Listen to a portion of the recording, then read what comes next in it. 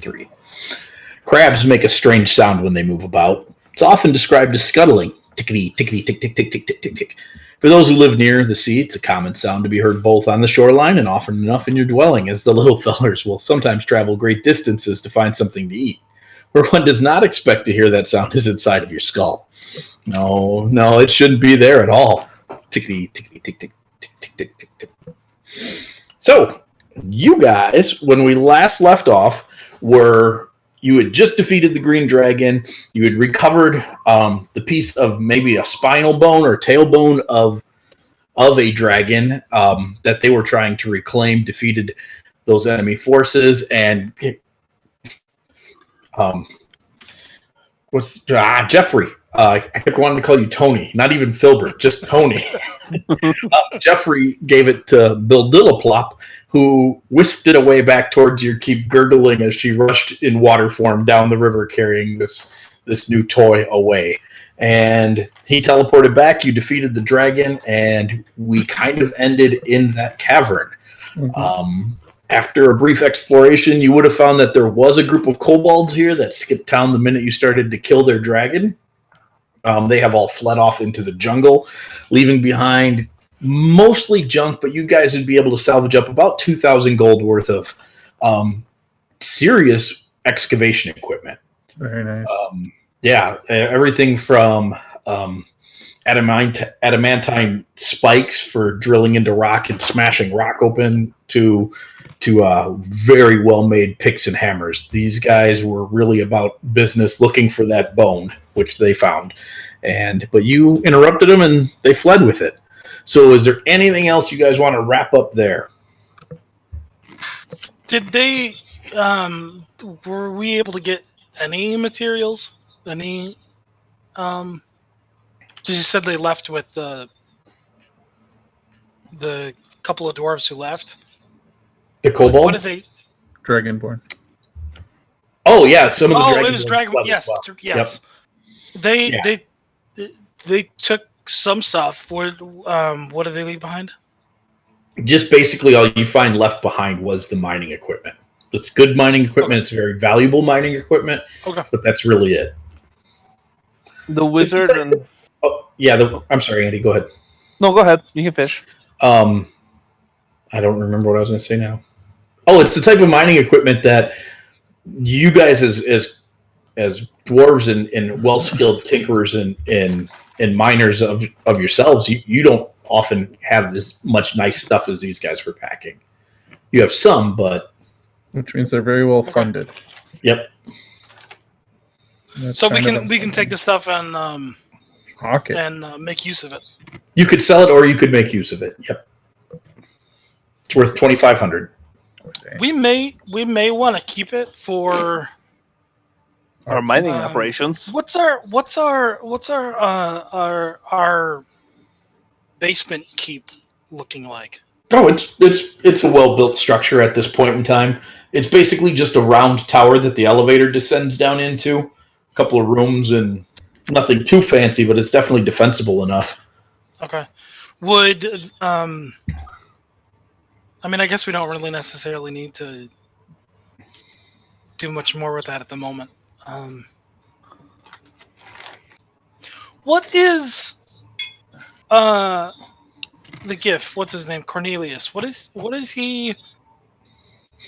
Oh, he's Cornwall? Getting material from. Yeah. He's importing material. Yes, he's running a trade operation system that keeps the factory functional. He's running his own thing completely independently. Well, no, it's not completely independently, but he believes in the Granite Back motto. We got him. He's all right. He's doing well. He's growing the brand. He's definitely growing the brand. Don't you worry about Cornwall. We'll worry about Cornwall. So, I've always been worried about Cornwall. Unless you guys want to do anything else in this cavern, I'm pretty sure you could safely head back to the keep. Did we loot the couple bodies that we had? Their equipment would be included in that 2,500 worth of equipment. There was nothing substantially magical. It looks like magic. Well, they They have entry level stuff that you're not surprised that they're carrying. Things like, implement wands and low key spell books, but there was nothing very outstanding. Are we do able we to discern why this space was chosen? You believe because there was a buried dragon bone here. Well, I meant like why this space was chosen to bury the dragon bone. Like, is there something significant about this area? That you could attempt a history check, but you could attempt. Yeah, sure. I can assist you, or My history is not great. I only have a +2, so I can assist you. I have a +4. I have a +12. I'll assist you. They're Mr. Smarty Pants. Oh, hey, look at the first nat 20 of the night. Big numbers, big numbers. All right. You want me to roll a 10? I don't remember. Are we still rolling 10? Yes, you can roll a d10 if you want and add it to that. Okay. And I didn't do anything to it. I didn't do anything to it. Right, there it is. So it's only a Look at that 33. D10. It's only a 33. Right. Based on recent research and you guys nosing around over certain things concerning the dragons and Carathan Dranthulus and the dragon cult and all that type of stuff, you've come to believe that the majority of his bones were placed in that giant ossuary vault you found and then removed. But apparently, since they're still digging up bones for him, that it's likely pieces of him were scattered. And this, you don't know why this site was chosen. It's probably chosen because no one would think to look way the heck out here. But they were scattered about, and they have recovered a piece of it from here. Okay. All right. But we have it, so. Yes, you currently do have it. Well, no, Carthan or Bill the Ball Plop has it. Hey, she's a good So who knows mom, what she's gonna do right? with it? We all know exactly what she's going to do with it. You just give her a moment. Yep. One, I would like to take the dragon head. How big is the dragon head? It's not real big. This was not a overly large dragon. You think this was a dragon who was probably just about to cross into adulthood. Okay. So I mean, like, I don't really know necessarily size wise. Is like the head the size of us? Yeah, A little smaller? it's humanoid size, a little bit smaller. Dwarf size is a good size for it. Okay. Still worth taking, I think. Oh, probably. Do we have any Also- questions for the dragon? It is not a humanoid. I do not think you can cast Speak with Dead on it. Oh, I thought it just said corpse. I didn't think it said. I think it's humanoid. You can check. I would be happy to be wrong because that would be fun. But I'm pretty sure it's a humanoid. It just says corpse. You grant the semblance of life and intelligence to a corpse of your choice within range, allowing it to answer questions for you. The corpse must Okay. still have a mouth. Can't be undead. So if it's already started to become undead, we have a problem there. You have a bigger problem than whether or Yep. not this spell works. Hey, do you know Take the gentle head. repose? Do you know gentle repose there? I They're was cleric. looking. I think I have it. Yeah, you So I should can- cast gentle repose on this thing. Sure. I mean, just for the sake of having it. We are not- fighting okay. Orcus. We should probably cast it on everything we kill. Yeah. So I'll cast Gentle Repose on it. It's Sure. a ritual, so. All It right. is under no compulsion to be truthful, and especially if it's hostile to it.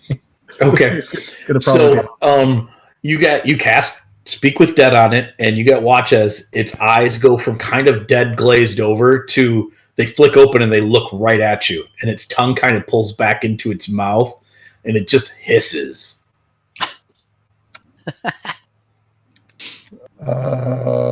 I should have discussed ahead of time what questions I want to ask. Mav know, is not but while asking a you're- question, but will mock it for not listening to its obviously superior dragon and attacking While back. while you are talking to it, I want to make sure that the head is faced at its body while I start like declawing and descaling it. Oh, gosh. None of that really matters to this thing's sentence. It doesn't matter. Okay. It doesn't matter.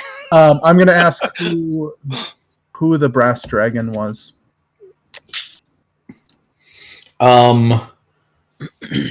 He is not going to answer that question. Okay. He'll say something to the effect of, I'm not. Try as you might, you'll get nothing from me, dwarf. Do we want to know who he is? That way we can at least put a plaque underneath his head. Sure, I'll ask the green dragon his name. Well,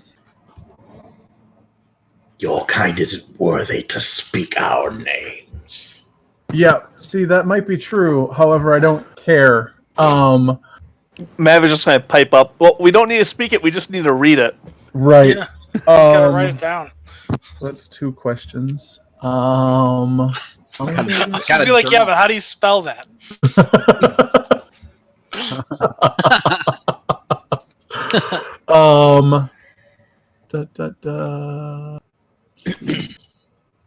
So definitely feeling like it's not going to be very helpful here. How does it feel to know that you sucked at fighting the granite backs? I'm now at this point. At this point, I'm totally going to act like one of those people interviewing somebody who lost a fight. Yes, because they always ask the questions that you're like, you freaking idiot. Yeah. So yeah, I'm basically going to do one of those mock interviews that you get after somebody loses a UFC fight, and I'm like, Yeah. I'm totally going to Zach Galifianakis. Oh no, I put At up what a point little. did you know you lost? Yeah, I put up at a what little point tree. did you know that you were dying? I'm gonna do On a the scale of 1 to 10. Zach How does it feel to Galifianakis. know that you're just the biggest loser around here now? Your name will it's go gonna- down in So we got a Zach Galifianakis. Let Tony ask us. Yeah, it's gonna be a between two ferns Hillary Clinton style interview. Oh, Yes. Yeah. So I'm gonna ask how it feels to have lost the election. No, yeah, I'm gonna ask. At what point in time did you really feel like things weren't going in your favor? I guess one of the major questions I'll ask. all right. As you persist in questioning, make a persuasion check. Okay, yeah. It's not going to be overly helpful, but I might drop a hint if you do well. Does he get advantage because we're all hyping him up behind him? No, oh, that's really good. That's a 31 total. So it laughs at you, actually, and it says, "You think we lost?" Yeah, you are dead. I think you And lost. it just laughs some more. If you think you've won, go ahead and tell me how, and I'll like mock him and like.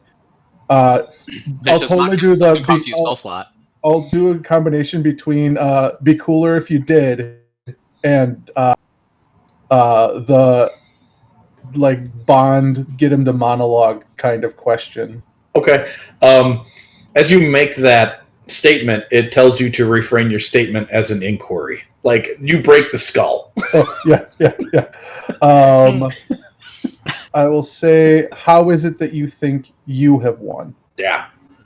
Make another persuasion check. All right. Oh gosh, where did my doop? Ooh, buddy. Another 18 plus 13 is another 31. It says, dang it, we're still running hot on the recording machine. That's okay. Not too hot, but just enough. I'll have That's to a weird thing tinker with to it. say. Yeah, we'll have to tinker with it some more next week. Anyways, it says, it isn't something your mortal mind can comprehend.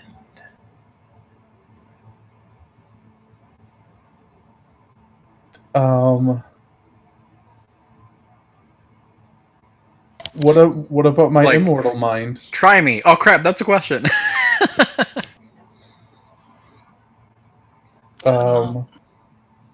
It's something my mortal mind would not be able to comprehend.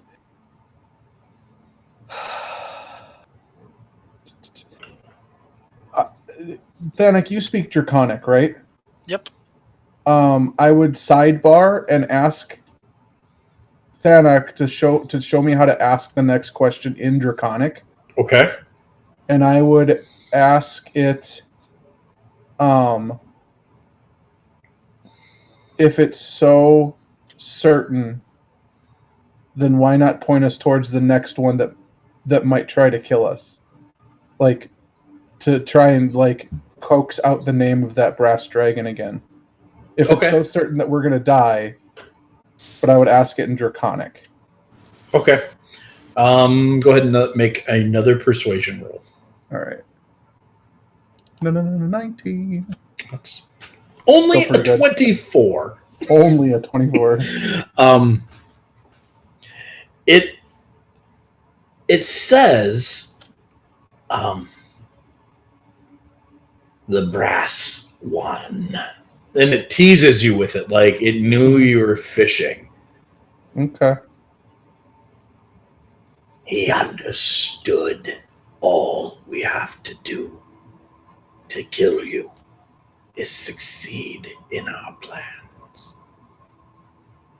Yeah, well, I've got the bone and you don't, and I'll just unplug the phone.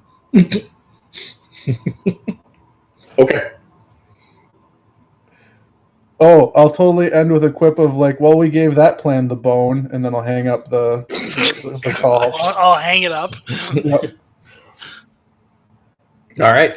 So you spend some time with this creature's memory echo, and it is not overly helpful. Yeah. But well, it makes some statements that you can maybe pull apart. Extrapolate some information from. I can't do that for another 10 days, guys. But in the meantime, if you guys want to mock him some more, just put him on our mantle and we'll make a show of it later. Wait, you can't do what for another 10 days? I can do that again in 10 days. Do what? Talk to him, mock him, whatever you want to do. Oh, yeah, okay. All right. Is this like a bi-weekly event? Like we just go talk to the dragon body? Yeah, Every 2 weeks we just go and mock him. It seems Right so on. rude. Yep. Just torment him the rest of our days. Maybe eventually he'll like beg for freedom, and we'll be like, "No, you didn't give us any answers. Give us some answers, and we'll let you go." Just torture his sentience. Now we Right just on. want to talk to you every 10 days. Right. So now what? I guess we take the dragon head and skedaddle. All right. So you lop off his head, and you head for home. I'm going to throw up the map of the area. So you make your way through Giraffe as you head back, and people are very inquisitive as to what's going on. They know you came through. They know you were setting off to deal with the dragon. You came back, and it is pretty obvious because you're dragging a large head that you did. So There's no questions here. Okay. I sort of just glossed over it, but I did want to try to get some scales and some claw and Oh, When you go. were skinning it. yeah. Make a survival check then. Oh. While he's skinning it, can I just Anybody else want to help with that? I can help you. Okay, maybe I should help you. I have a +5. Yeah, I don't have any actually. I have a -1. I have a -1. Somebody else to get advantage. Somebody else needs to be skilled in survival. Yeah. I don't think I'll get any skills then. You Nope. don't get any Well- assistance. It will just be regular. Andy, you were saying something? Just double check the area and see. Yeesh.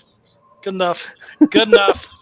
Oh, You got one dragon nail. I'm an idiot. I have taxidermy skill and Oh, leatherworking. Would that you be do. the same? Yes, you can roll at advantage because you have those skills. Okay. Nice. That's a different thing entirely. Oh. It's still awful. That's still, thank goodness for high bonuses because Yeah. that roll was straight awful. Drop the 1. All right. You will gather up a smattering of stuff, mostly the stuff that flew off of it. I've never worked with a dragon before. I'm sorry. Andy, what was up? I was just gonna investigate the cavern a little bit to make sure there wasn't anything like hiding in there. Yeah.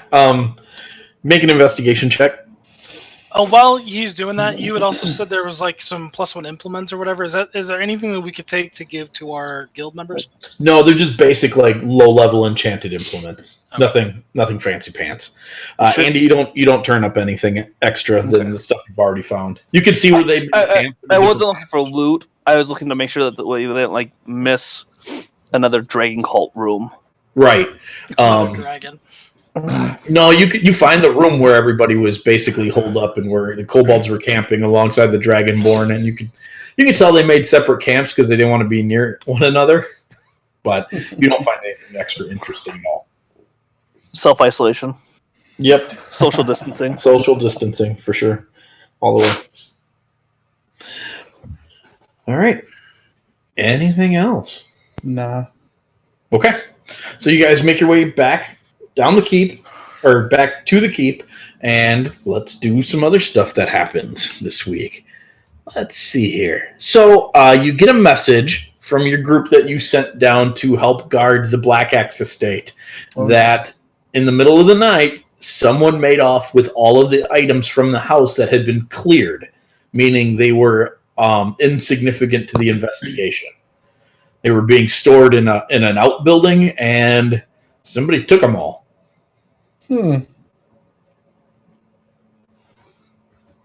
Wait, which building? Just an outbuilding outside the Black Axe estate, where you sent a team to help guard it, to work alongside the Order and help guard the Black Axe estate. And they clearly didn't do their jobs. Somebody didn't do their jobs. Your people swear it didn't happen while they were on watch. But ooh, all right, passing the buck. Are there tracks?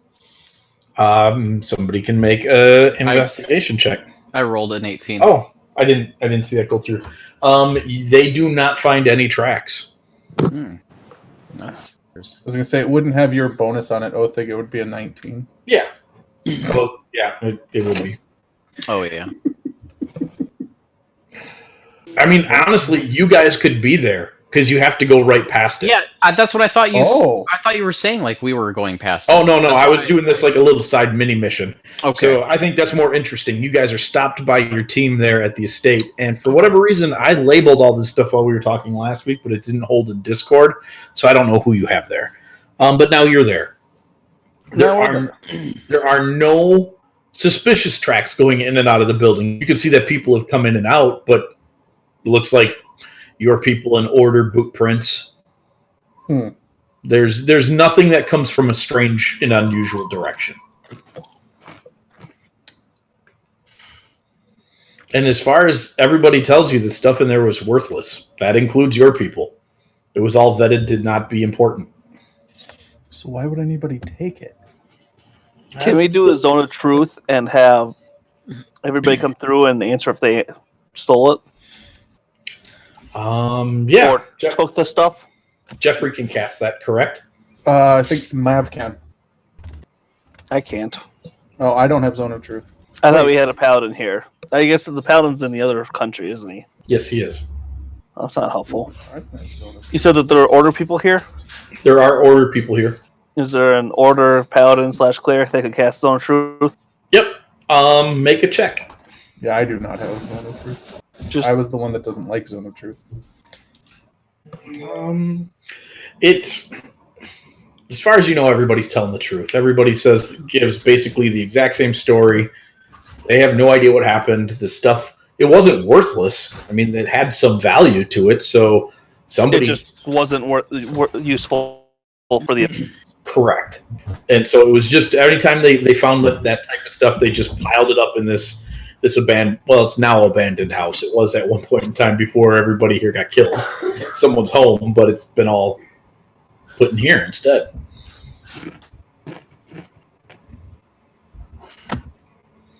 Anything else you guys want to try? Could always scry on something if we knew something particular was in there. Find out where it is now. If we can. It's true. What was the process for vetting it? You said both our group and another group vetted it? Yep. It was basically examined first to see if it had any magical properties. And then it basically, like a detect good and evil spells were cast on items in the household. And then they were physically examined to see if there were any secret compartments or any sorts of messages written into these items. And once they passed those types of tests, they were stuck in this house. And they'll tell you flat out, most of the items in there were of a very macabre nature. Everything was made of some sort of humanoid tissue or bones or some other thing. There was not a lot of woodwork and not a lot of weave work that wasn't made of bone and hair. Maybe this was a dragon who was keeping, ornaments of his kills. Would something that is... Could you have have a magical item be non-magical. Mm-hmm. You can block that pretty Unless easily. it was like, but I mean specifically if it's, like for, if it's only for one person, you know what I mean? Like if the bone and hair and skin is made from a very certain specific person, could somebody use that they were, if they were like close to that person or something? Does that make sense? It does, as components, that type of thing could happen. It wouldn't.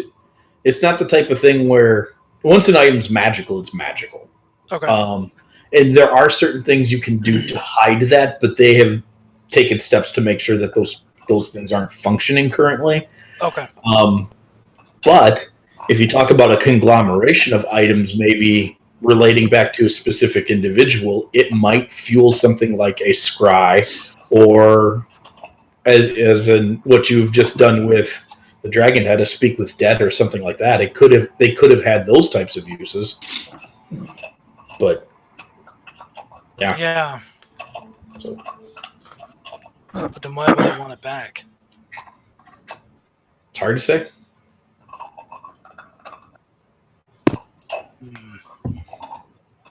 I don't have anything in my repertoire that would allow us to do anything here, so I am at a loss unless you need me to convince somebody or to talk to something. Yeah, you don't have anybody specific to convince because you think everybody's being honest about what happened. Yeah. Mm-hmm.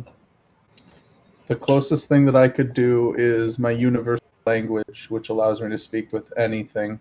So if there's any, mice that were in the room or something. You'd probably be able to find something like that, but animal intelligence is pretty limited. You're pretty doubtful you'd get anything really specific other than people come in here. Yeah. Right. Unless they were specifically watching that, which why would we they? would have had to talk. Or there was something unusually unique about the people that came in here. So I mean, it's worth a shot if you wanted to try it. What do you think, Thanok? I mean, I can speak with. Well, I guess I can only speak with "quote unquote" beasts. Well, Jeffrey can speak with anything. Yeah, you can speak with anything, and it doesn't even need to have a language. Yeah, but how often can you do that? As many bardic inspirations as I have. Oh, okay. Bardic inspiration. Okay, how many do you have right now? All of them. No, but I mean total. Like how many? 6. 6. I mean, we can definitely try it. Okay.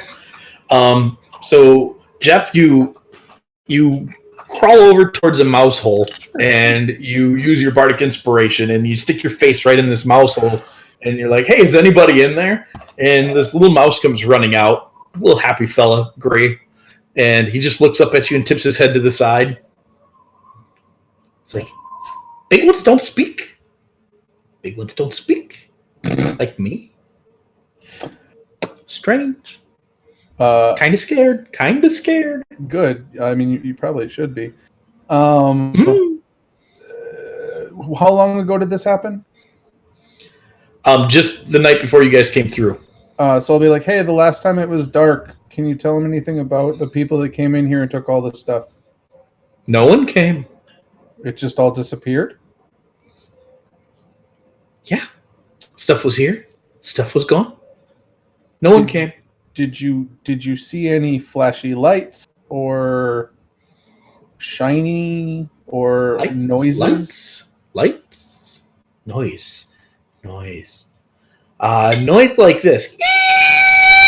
And it just it's just like obnoxious screeching sound. You guys are watching Jeffrey talk to this mouse and it just starts emitting this scream. I did that. That's my fault. And it starts rubbing its ear really, really ferociously.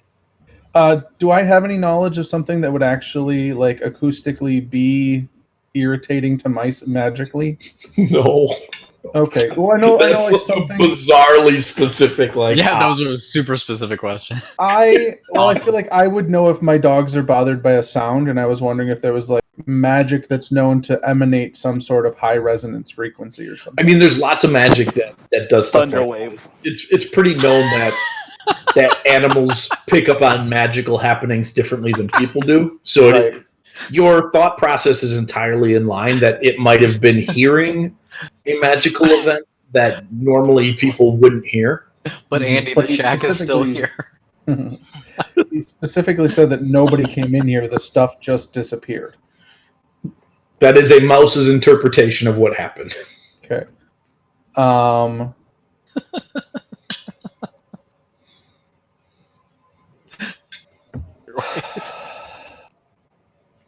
Thanak, I'm sorry to say it was Mary Lee. She took everything.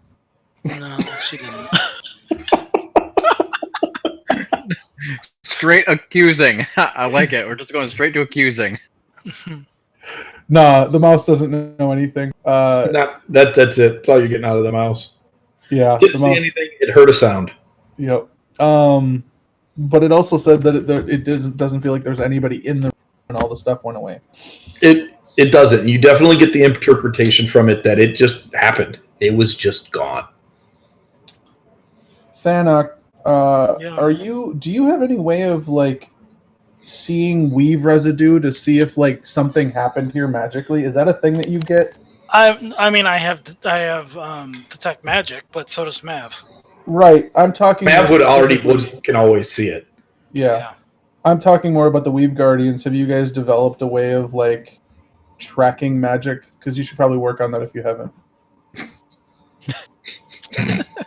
Well, unfortunately, Andy stole that ability, so no. We had it, and Andy sucked it up. We're on the cusp. Yeah. Bastions. Oh, those are the worst. But to be honest, I do have that ability. It's called Detect Magic. Yeah, you should do that. Andy already automatically has it. Mav always has it up. Right. I haven't addressed Mav. I'm just berating Thanak. Okay. Do you see anything, Andy? Is there anything that actually gives you? Do I see anything, Mike? Is there anything that gives me? Nope. This is where you say, "Sure, I see lots of things." I could say that. I would say, unless you guys have a good idea, you're probably at a dead end here. Would I be able? Here's what I'm going to do. I'm going to use the Gem of Seeing. Gem of Seeing. That I remind me of what that does. I forget you have it too. I forgot I gave it to you. I want to say, let me look at it, but I basically think it just gives me True Sight. Okay, I think you're right. It's 3 charges as an action. Use the ethereal plane. True Sight out to 120 feet for the next 10 minutes. Okay. So you go ahead and you use a charge of that. Yeah. And you do not see anything. Okay. Would I? No, I guess I wouldn't. How long ago was this stuff taken? Last night. And what time is it now? It's early the next day. I'd say it's probably about midday. It'd be about a half day's travel from where you were to here through Jarathi. Tony, I'm not responding to that. Oh, I just stabbed myself with the thing I was playing with. That really hurt. I'm so proud of you. My fidget, I stabbed myself right under the fingernail with it. I really wanted to say that one as Jeff Adam, but I was I can't. No, I can't hold it. Can't. Any other ideas? That was a pretty good one. I think the only... I mean, here's the thing. The mouse said that it just disappeared. Now, the question is, how much was the mouse even paying attention? Was it something where the mouse just happened to be hanging out, or was the mouse standing guard over this thing? No, but it was probably looking for food. If there was stuff in here that was fleshy, mice tend to chew on stuff. Sure, but then once it figured out that it didn't have any food, it probably left and stopped paying it any attention. I mean, here's my point. If we take the word of a mouse, I trust this mouse. Maybe the mouse is covering for someone. I trust the mouse to be a mouse. Yeah, I trust him more than Jeff. I mean that's fair. I'm way more. Here's my point. If we mistrusting. take what the mouse said at face value, it's possible. I mean, it's possible either way, but something might have come in invisible with invisibility and just picked it up. And if I understand correctly, if you mice were can't see invisible, invisibility. thank you. I need you to go to work, Tony. You're having a little bit too much. You Free function time? better in this group when you're tired. It's not untrue. No, but if I understand invisibility correctly, if you are invisible and you pick something up, what you pick up becomes invisible as well, right? Only when the spell is cast. Oh, Yeah. But it Anything you doesn't pick stop you up from afterwards. dropping it into a portable hole. Yep. That's true. Something along those lines. Doesn't stop a lot of things. So. Yeah. Yep. All right. So I'm gonna call this a dead end then, and you guys can stew on this. Yeah. And you start heading back towards your keep, and somebody uses the table to send a message spell, and you hear, hello? Are you there? And it's Skoog. I'm really drunk, but there's a problem. Is that the problem? No, that's never a problem. That's never a problem, yeah. It's a problem when there's no more to drink.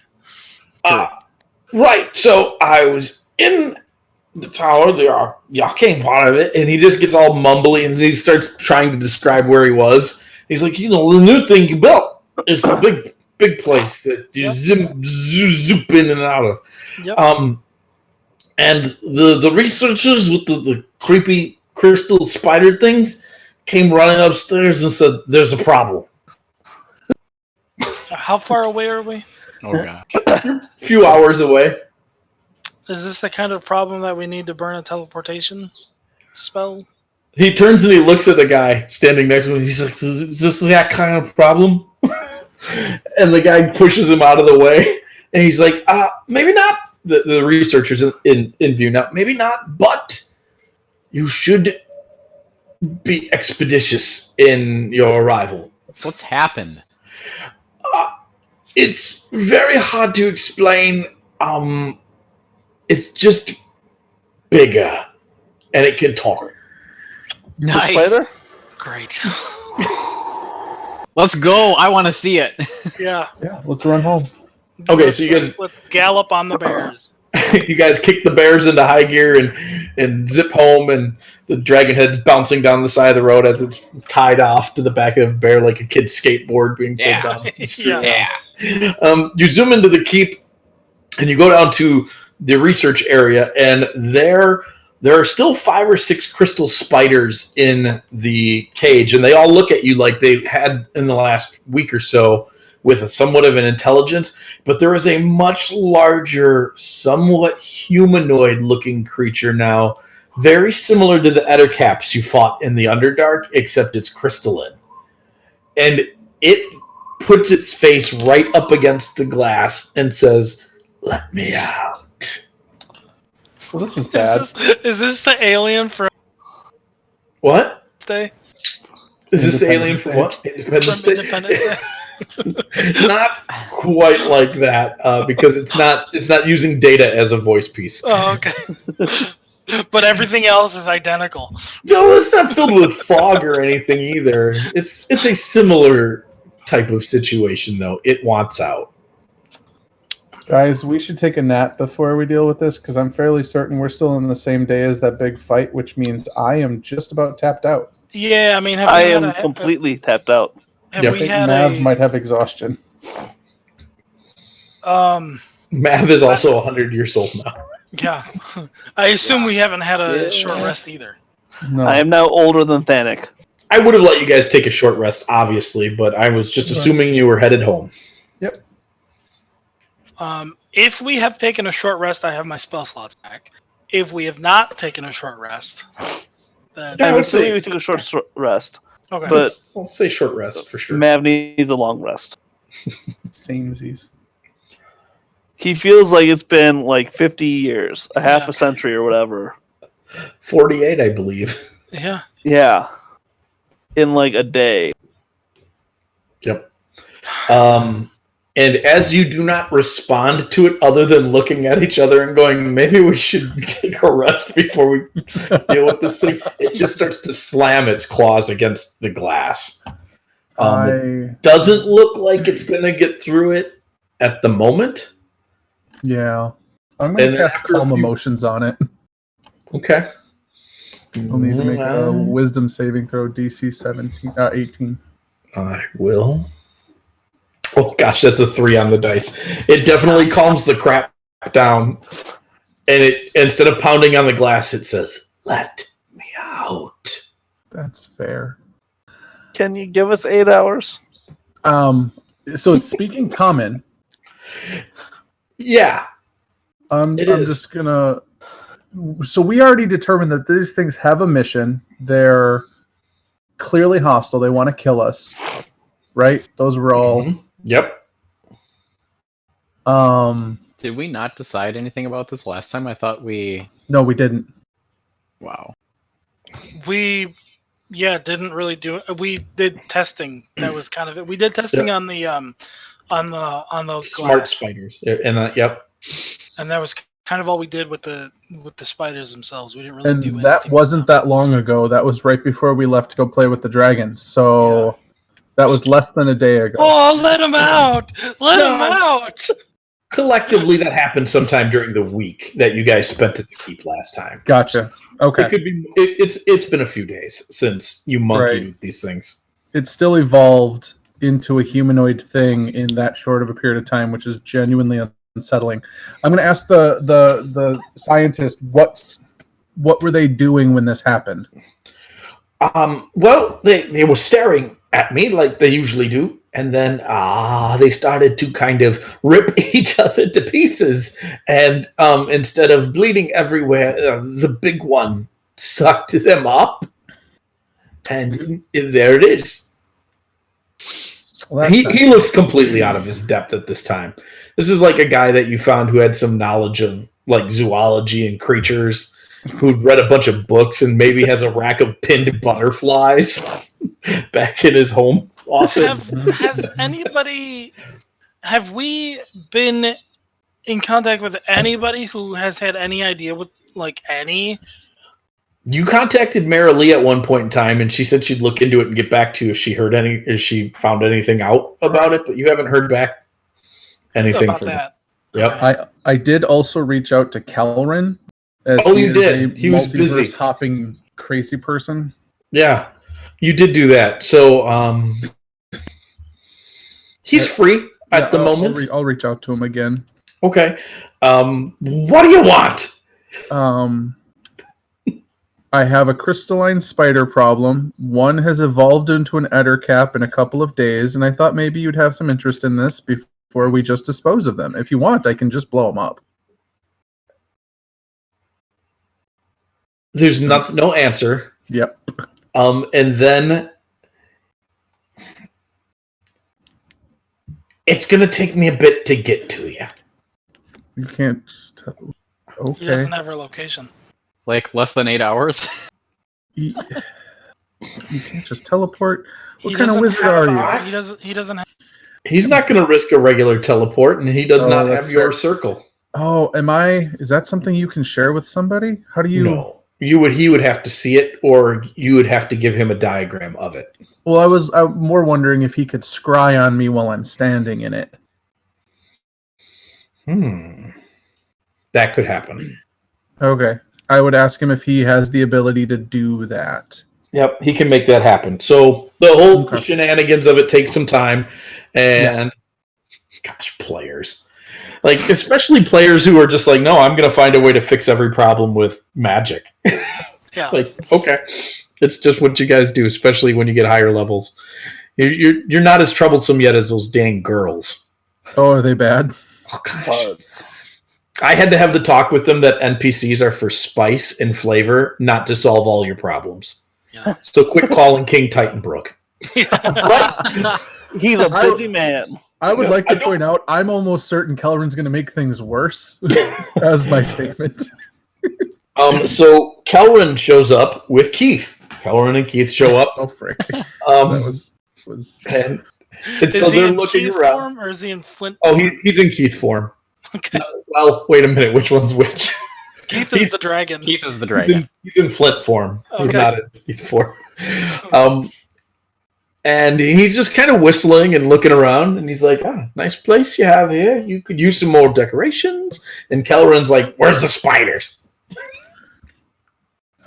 I'll take him to the spiders, yeah. So you guys go down into the tower, and you show him the spiders, and it looks at him and it's like, let me out. And he looks at you, he's like, don't let that out. wasn't we made that decision already. I am so glad you called him here, Jeff. Yeah. Don't let that out. Well, thanks for your consultation. See ya. I guess that's all we needed. What's the fee for that? Oh gosh. He starts to ask basic questions about it. Where did you find this thing? Blah blah blah. So you give him the rundown. The researcher fills him in on the story. He just keeps interrupting the researcher. He's doing that thing with his hand. He's like, yeah, whatever. And get to the good parts. And he's just belittling this poor butterfly collector. And and he turns around after listening to it all, and he's like,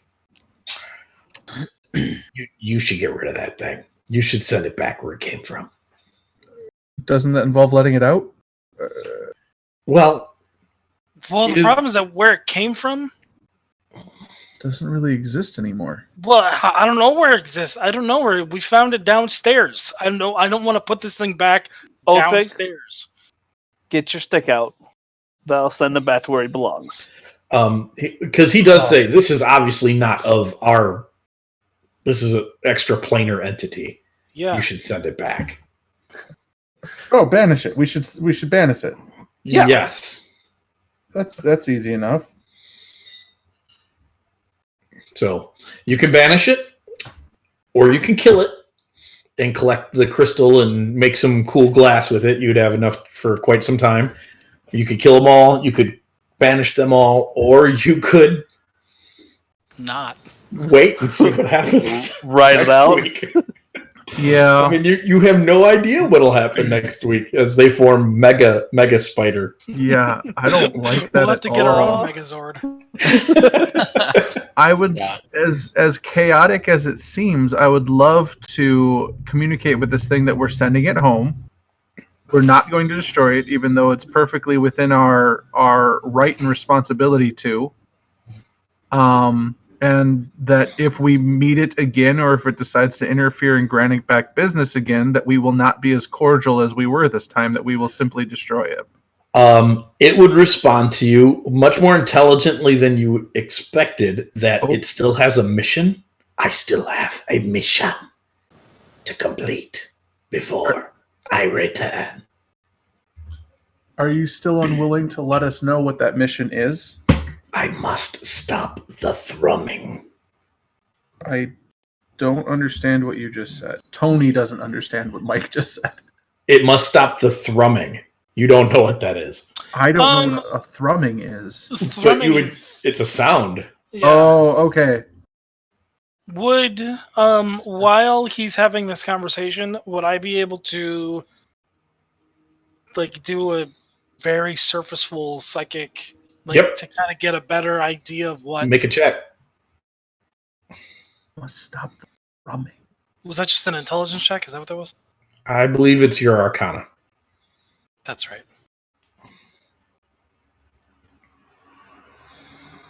22. It's pretty good. This larger creature is. Would he get advantage on that? Because I also have it. This is coming out of his brains. Oh, so it's not something you can collaborate on. He was doing that. Okay, never mind. Yeah.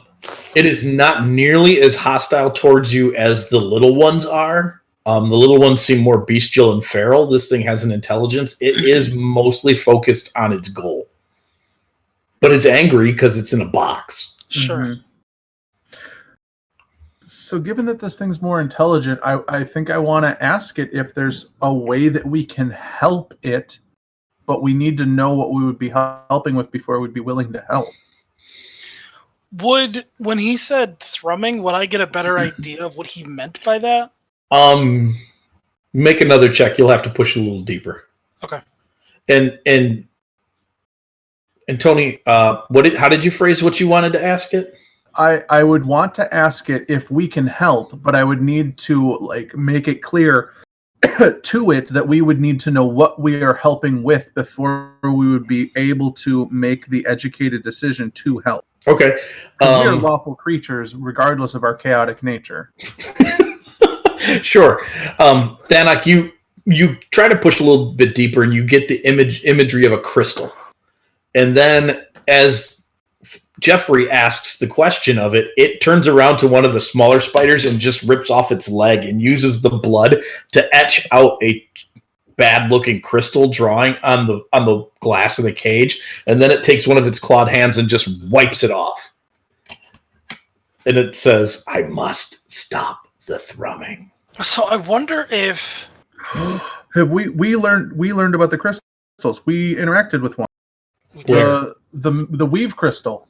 No, that wasn't that. Oh, I suppose there was a crystal there, but that's more of the well. Gotcha. That's the only thing I can remember that had a resonance to it that I could akin to a thrumming. That is not what this thing's talking about. Okay. I'm wondering if there is these things are crystalline. He's looking for a crystal, or it is looking for a crystal. I wonder if there's some crystal that came from his realm that somehow ended up here, and that's what he's trying to find. Well, he wants to destroy it, whatever he wants to do. The only other crystal thing that I can think of, meta knowledge-wise, was when we stopped that first Nightmare Lord. There was a crystalline golem inside a crystal cave. There was. Would that have been anything akin to this style of thrumming that this thing is talking about? You bring up the event because you know about the event, and as far as the others recall, it didn't really make any thrumming sort of sounds. There were sounds in that crystal cave, but it was like very tingy, almost like people banging on crystal glasses, tapping on crystal glasses, I should say, not banging. You know, almost more of a ringing sound. Doesn't quite fit what he's talking about or what he drew, even though the drawing was bad. Okay, so I'm gonna turn to the guys and be like, I want to help this thing because I feel like whatever it's trying to do isn't necessarily a bad thing. Because we haven't picked up on the fact that this creature is evil. It just wants to destroy us because we have incarcerated it. Because I mean, as far as it's concerned, we're the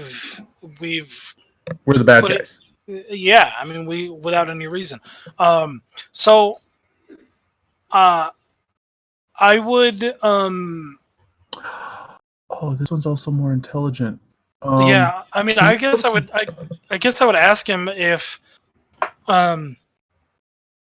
he once it completes its mission and stops the thrumming, what then? It says it gets, I am released, and it sounds happy about that. By whom? By the master. You still don't have enough intelligence for a name. Okay. It looks at you. It's like, I'm not stupid. It just doesn't have a name. It might just not. It might just. Well, all right. Let's write him a contract. I'm actually tempted to let him go now. I'm not. Well, that's. Mav still wants to rest. Yeah, I need some I do sort of too, but assurance. at the same time, the longer that we wait to let him go, the more pissed he's gonna be. Well, if we're all doing different things here, I gotta find some beer. Has had enough of the spider. I just assume that whenever we get in town, there's like a waiter that meets us at the gate. Yes. Wait, meets us or meets me? You're down there in Skoog and Racky. You say that, and they just pass you the barrel that they're tapping out of. There you go. There it is. Got it right here. Hook you up, boss. Like in a normal place, they have like hand sanitizers and Yeah. all over the place. Yeah, we yeah. have just like beer hidden stations. in Yeah. every No, but honestly, I think the longer we wait, if we are going to let him out, which I agree, I think that's something that we should do because it's getting to be beyond just it's getting to be like we are now like incarcerating a sentient creature for no reason. Yeah, I would. So I guess can we ask it if we can give it some assistance and maybe figure out somebody we can send to assist this creature so that we can at least keep tabs on the situation? It does not want your help. It doesn't need it, it says. Oh. Your kind would be in the way. Well, I mean, I'm just throwing this out there. Our kind of caught you. Isn't something else going to catch you? It tips its head to the side like it's thinking about it. If we're so weak, we caught you without a whole lot of trouble. And then it says, yes, send one with us. When the resonance melts it, we will consume its nutrients. When the resonance melts it. We will consume it. Oh my gosh. Hey, I have three options here. You can't see Kelrin's face because he's staring at the spider, but you watch his eyebrows above his head, like because he's got those giant gnome eyebrows. They definitely raise up. So I have three options. I have three thoughts of people we could send with this thing. One is Blub, because that would be hilarious. What? Yeah, but there's no water down there. I mean, there is, but not. You're awful. She'd be too far away from water. She can't die. I mean, arguably she can die, but I don't think those would be able to do it. Right, she can't die, and it would be hilarious. Second, I say we send Keith. Keith is like, nope. He puts his finger on his nose. It's like, nope. I don't. Wow. I like. Got it. And I'm a dragon. Find a way to ally these guys. I don't think we can or They don't should. want. They don't want. I think. Do we have somebody? Maybe I could get a hold of Marilee and she could get like a team to scry on them for the next period. Yeah. To just rotate scries on them to see what they actually go do. Yeah. Sure. I mean that'd be something you could definitely ask her to do. Yeah. Mav, are your contracts like eternally binding yet? Are you No. Are you an infernal lord yet? Yeah. Not yet. No. Just in case, have this thing sign a contract. He aged 48 years in a day. He didn't get 48 years of experience in that day. Yeah. Okay. Got a lot of experience. So you guys decide you're going to let these suckers go. So the crew gathers around. They move the cage down into the tunnels, back to the well where they crawled out of. I guess. Is Kelrin in full opposition to us doing this? Because he said flat out, "Don't let them out." After hearing all of this conversation, is he still of the same mindset? No, he's more swayed towards it. He's kind of like, it's a coin toss. Let's go either way. I'm kind of interested to see what way it happens. And you do see him like looking over his spell book to see how quickly he can get himself out of here. Awesome. Let's also before we let them loose, let's go down to the well where we found them. Yeah. But before we do that, let's double the guard downstairs. Okay. So you guys take a whole bunch of precautions. You take them to the well. You flip the lid on the cage open, and they just scramble out and scramble straight down the well. No thank you, no nothing. They're just... Yep, the man spider thing and all 6 of the little ones just shuffle down. Although you're pretty sure one of the little ones gives you a side eye as it goes down into the hole. Like 7 or 8 of its eyes. I will toss a coin into the well and make a wish and just let it go. All right. So the crystalline spiders are no more. So much for the Granite-Back Railroad. You do have a lot of the powdered crystal stored up. I wouldn't say a lot is a relative term. You'd have enough to probably window your keep with the glass you could make from it. All right. Yep. So Let's make a boat out of it. You could do that too. You have enough for that. Before we actually do anything with this crystal glass, can we do any kind of experiments on this to find out if it's alive? It is not. It's organic in like its composition, but it is not alive. Mm-hmm. I'm concerned with these things just like coming out of nowhere. Coming back for its glass that it left behind. Well, is the glass just actually just made up of tiny, tiny little nanobite-sized glass spiders? Yes, That exactly they're just that. gonna start eating themselves, and now we're gonna have a glass ettercap in our backyard? They're gonna slowly like infest everything and then just take over. Yeah. Worth it. All right. That would be just like Mike to do to us. You guys are so traumatized. I love it. So they become like spider mimics. Here's a super cool castle, guys. Whoops, gone. When did I ever do that to you? You did it like 3 months ago. Here's a nice, cool town that you can have your guild in there. Whoops, we're gonna destroy it. Oh, here's this nice and everybody hates you. Look, everyone's there are dead. some unresolved issues. That is not my fault. I gave you the option to stay, and we would have continued the campaign from the North Continent. It's true. You chose to go with the Emperor to the south. That's not me doing that. We were just hanging out there, no political affiliations, and the town was invaded. I would like to say our political affiliations were pretty high at that point. Yeah, I guess. I do particularly enjoy the fact that no matter what kind of hooks I throw out towards you, you guys want nothing to do with going to Barovia. Right. Phil. No, we went for a while. Yeah. Yeah, I suppose you made a couple of pit stops there, but yeah, yeah. So, you guys are now back at your keep. While you're there, you get done dealing with the spiders because that's what you raced in to do. You're like coming out of the tower and up from the ground, and there's Bill Dillaplop like sitting in the middle of the courtyard. It's really dry out here. I'm going back to the river. Could we? Does the glass have any magical properties? Like, glass?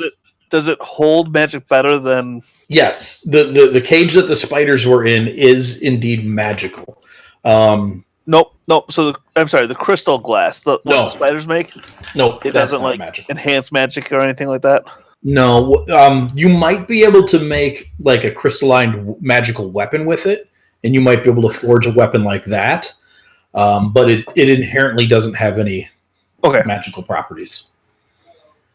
Can we make a fish tank for Blub out of the spider cage? You could definitely fill that with water and it would hold. And it's big enough for her to dip in. I would definitely like to do that so that she's more comfortable in our keep. That was something I was going to ask. Is like, well, she could hang out in the river just down outside of town. That's or down below in the caverns below because there's a river and a lake down there too. Can she... How does she move from one body of water to another? Jeffrey watched her actually turn into a wave of water and rush down the stream. Can she transport from one to another, or does she just have to literally get out of the water and walk to it? More or less, yes. She has to traverse it. Okay. She fjords it. Yep. So she's like, so, are we going to go solve my problem I talked about? And she kind of does a little, like, shuffle. Absolutely. Yeah, what's the problem? It's the Dagon took her island. That's right. Yeah, let's go fight Dagon. Hold on, we need to deal with the bone we need first. to rest first. Also rest. Okay, so you guys will have time to get a long rest in as you're at your keep. We should also probably investigate the crypt that has the Resident Evil laser set up What? at some point? If Where's that was that? the other one Up that in The to dragon. the north. The dragon. Oh, speaking of your scout teams that you sent to the other dragon places, both of them returned. They were too late to interact with the crews there, but they do believe they were excavating those places as well. All right. So they were able to the dragons were able to get what they. Yeah, yep. You didn't. They didn't feel confident in approaching a dragon. Yeah, that's fun. They weren't really meant to. Yeah, they were just sent as scouts, and while they were scouting, they watched the dragons fly off and to the north and not come back. What colors? How many and what colors? Both sites reported that. They reported a green and a copper. Oh. So there was a second green in the area and another metallic. I don't like that at all. All right. So who do we trust to keep this bone safe? Bill Dillaplop is currently wearing it around her neck like a one of those neck ring chokers. Oh my gosh, that's not obvious at all. No, not even a little bit. Yeah, that needs to. What is she and Jeff, get ready to insight her on this response. Okay. But what does she think her capabilities are? Because she's not. I don't know if she's a formidable. deity, or she's formidable. Yes. Is she? She's not. Is she a deity? Is she a demigod? Yeah, I don't actually know. She qualifies more as a demi. Kind of like Lady Kane. Like, what's her CR level though? Yeah. 21. Would she? I guess she's a formidable guard for that then. Like, do you want her to take probably it better than you back guys? to her place? Yeah. No, I just think her having it, period, should be fine for now. But not out in the open. I mean, that's part of my question is if she is even out in the open in the sense of some dragons figure out that she's got it, how many dragons would it take to take her down? How many dragons? How many dragons? Yeah, that's totally what I heard too. Well, I mean, because the point is if they all come for her at once. How many dragons does it take to get to the center of a granite back keep? She tips her head to the side and she's like, "Oh, never fought a flying dragon before. I bit that one's wing with my pincher, and I killed a dragon turtle once." Oh, that's actually now kind of a big they deal. would have to be in the water if she was in the water, and dragons don't necessarily breathe underwater. Black Some ones of them do. do. Some of them do. A few of But- them do. I would imagine that she would have the advantage there. So Probably, especially if it was within her realm, like Mhm. within her. Well, yeah, she just Layer, activates her quote-unquote. layer effects. Yeah. Yeah, but her layer is filled with Kotua, and they're typically rather worthless. And we just learned that her layer has currently been taken over by Dagon. Is that her lair though? It's one of them. We're That's going what to I take mean, care of like- Dagon. So Sure. So they're clearly still they have in some time. aquatic advantages among Yeah. them. There's no place safe. Nowhere is safe. Was that Mike? Did Mike whisper that? No, I did not. I did. That was definitely Ryan. I guess Foreshadowing. Thanks, Mike. there's a weird piece where we are dealing with what is historically known as she's a chaotic evil demigod, No. isn't she? She's just chaotic. I think she's more of the neutral bend. Her minions are definitely chaotic evil, but they're evil because they're chaotic and they have no rhyme or reason to what they do. Yeah, Kind of like a causality effect. Cain is chaotic, and that doesn't make her evil. I don't know. Anyway, we're chaotic, and that To some definitely makes us degree, evil. she's more in control of her choices than a Kuatoa pack is. Sure. They're a bunch of numbskulls fine. that can barely think past like food. I guess. So my concern is if we ask for this back, will she give it to us? Oh, Yeah, she totally. totally will. She's like, "Do you want it right now?" And she like wiggles through it, and she takes on that like hermit crab looking position again, and then kind of like butt pops it out of the tank over onto the ground. And it kind of rolls around like a tire hub and then stops. What type of bone is this? Now that you have a chance to really look at it, it looks like it's a piece of its spine or maybe an upper tailbone. Oh, large, right. circular. It's got those like knob joints on the side of it. Yeah. Well, no. For now, I think it's probably best for her to keep it. She doesn't seem to have any allegiances to any of the cult. She's straight ticked off at one of them. Do we need anything? What? Do we need that box for anything else? What if we put it in there and she keeps it in there with her? The box. I was gonna say, I think would it be better to try to figure out how to disintegrate it? Oh, I don't think doing that's a good idea. The last time I tried to do anything to anything involving all this, my brain hurt for like a week. I don't mean us personally. I mean like. I think we hire somebody to disintegrate it. Yeah. Can we put it in a demi Just going to throw this out there. If somebody could have destroyed it, I think they would have already. Yeah. Given the tyranny that this dragon existed in, I have a feeling the only thing anyone could do was to make it go away. Now, I don't know if bastions were invented when this guy died, but maybe you can just suck it up. You know, it's entirely I don't possible. think that's how it works. With the rules of artifacts, it is entirely possible somebody did destroy it and it just showed up in a random cave. Yeah. That's why it's there. You know what I mean? Yeah. Yeah. So suck it up, Mav. Put it in a demi-plane. No, let's just let her deal with it. All right. Okay. She's wearing it like a hermit crab shell again. Yeah. Yay. That brings me so much joy. It's more like a hula hoop, really. Yeah. All right. So, she wants to know when you're setting out. So you guys prepare to set out. You send word that you're going to need your ship, or are you going to take Fazragul? She can take us, can't she? She has the ability to move pretty quickly through the water. She would not be able to do that and carry the bone at the same time. Oh. Fazragul in the water? No, I don't want to mess with Faz right now. I think I want to leave him this one. I think that'd be fine. Yeah, I was actually thinking about taking him.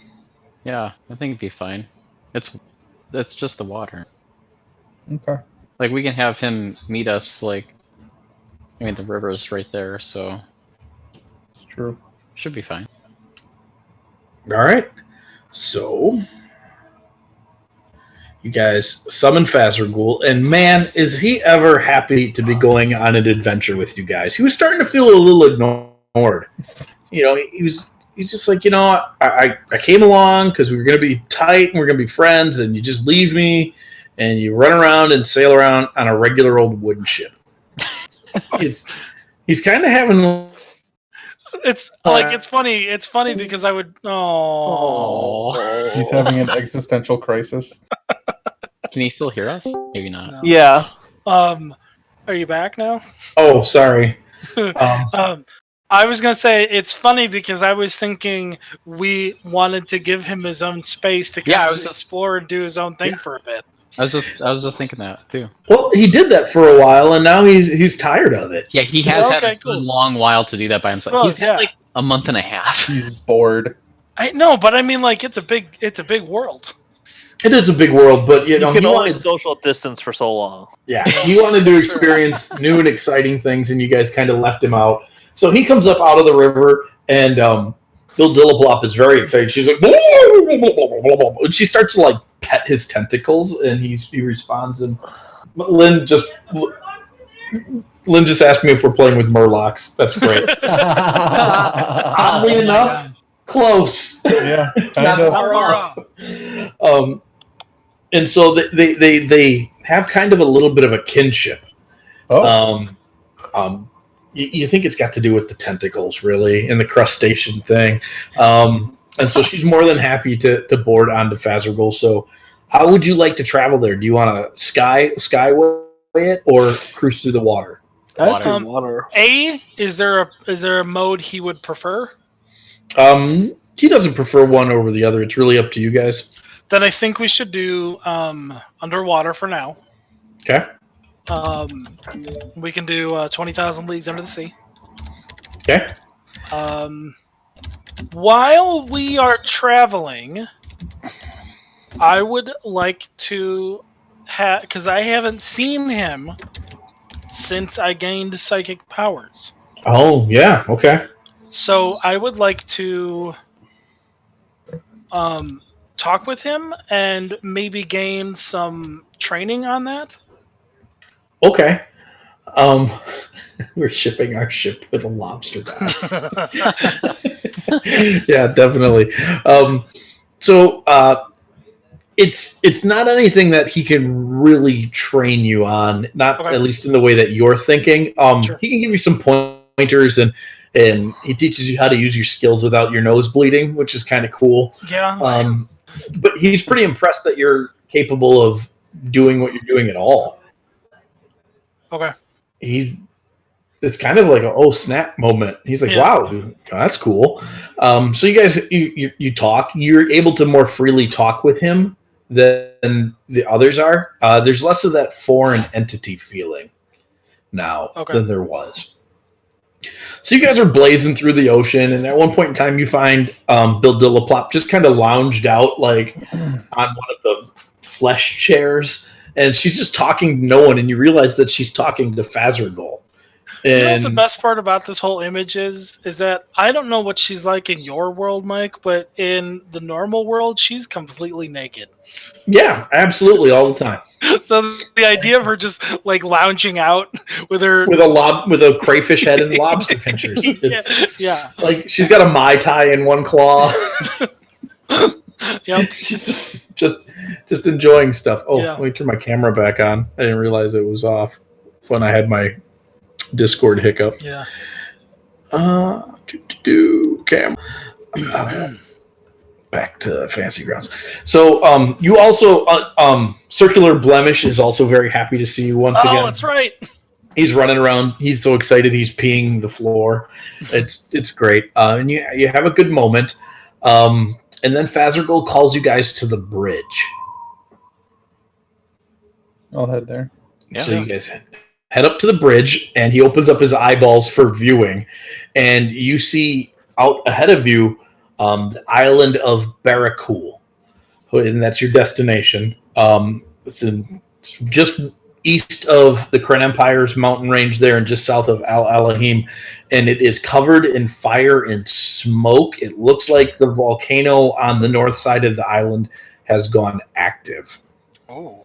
It has not been active for probably about a century. It was geologically the mountain range was geologically active, but it had not erupted for. We're looking for her shrine, which is in the caves underneath the island, correct? It is. It's in a cave not far from one of the shorelines. Yes. Yeah. Okay. What does she have to say about the volcano being active? Because this is her island, so she would have. Yeah. So you call for her to come up. Oddly enough, she did not come when Fazergol summoned everybody to the bridge. And Fazergol tells you that she is in a moderation of distress at the moment. Oh. How so? Physically or emotionally? Mentally. Okay. Why? Well, you have to go ask her. Oh yeah, I'll go ask her. I thought we had wandered off to find her. I'll go ask her. So you guys head off to find her, and she complains of having a headache, a very piercing headache. Does she know that her island volcano is active? She is very worried by that statement, and then her claws go up to the side of her head, and obviously the pain has intensified. Way to go. Yeah. Hey man.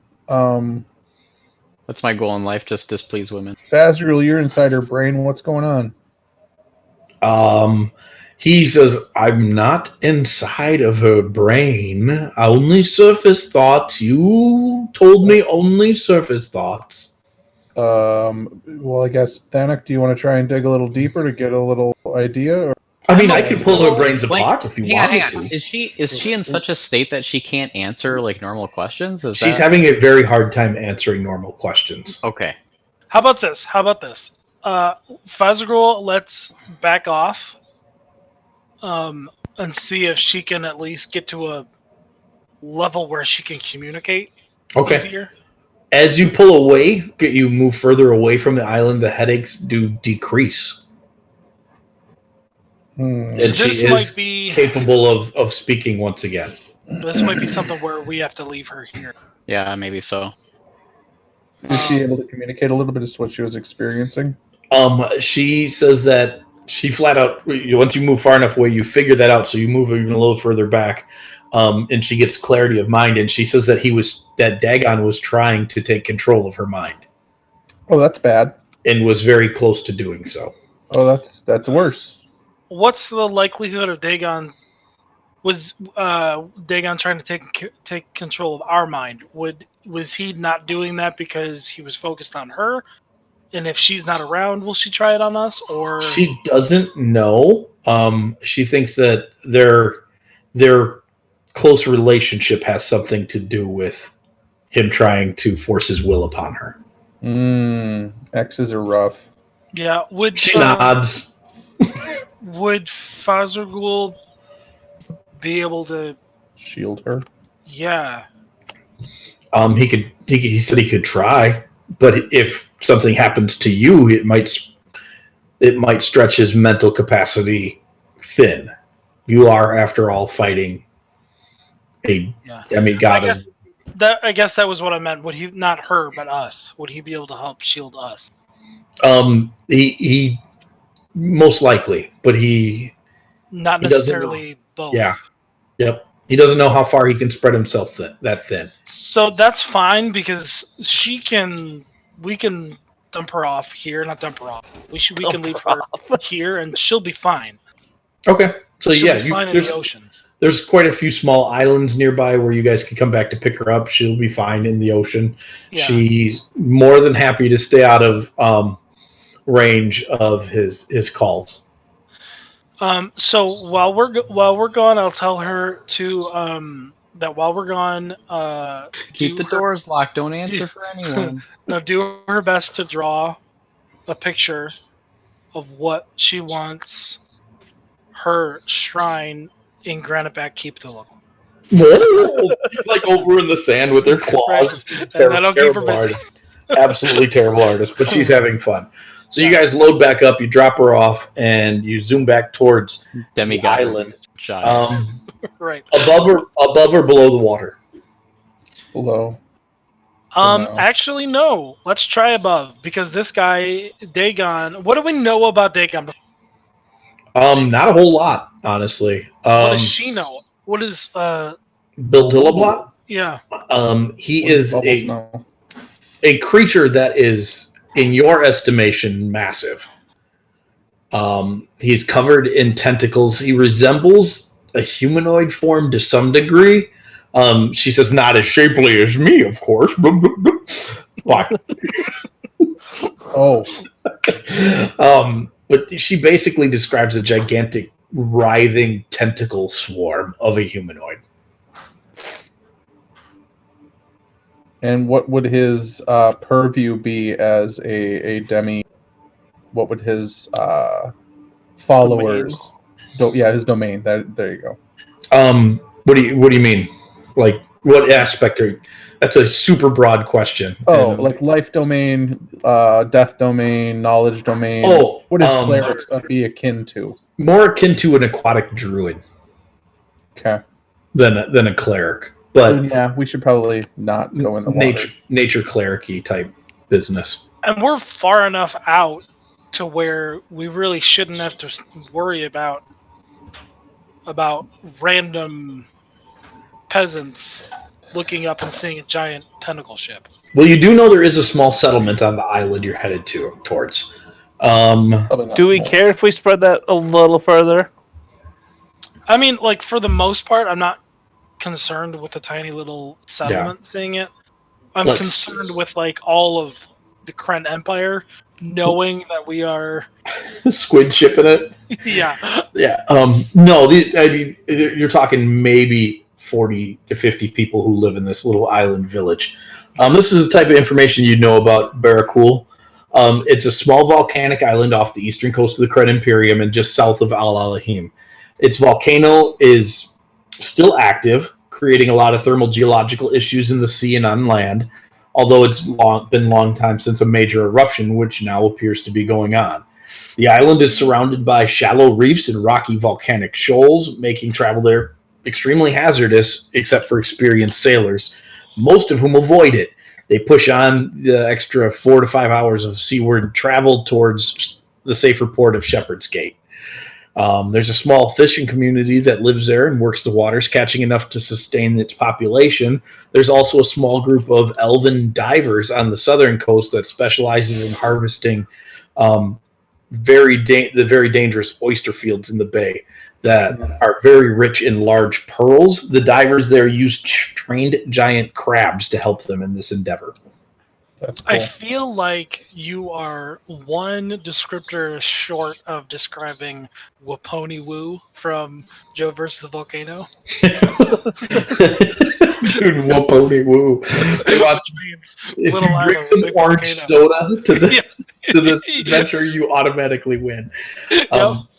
But this is a map of the island you would have found in preparation for your trip. Oh, wow.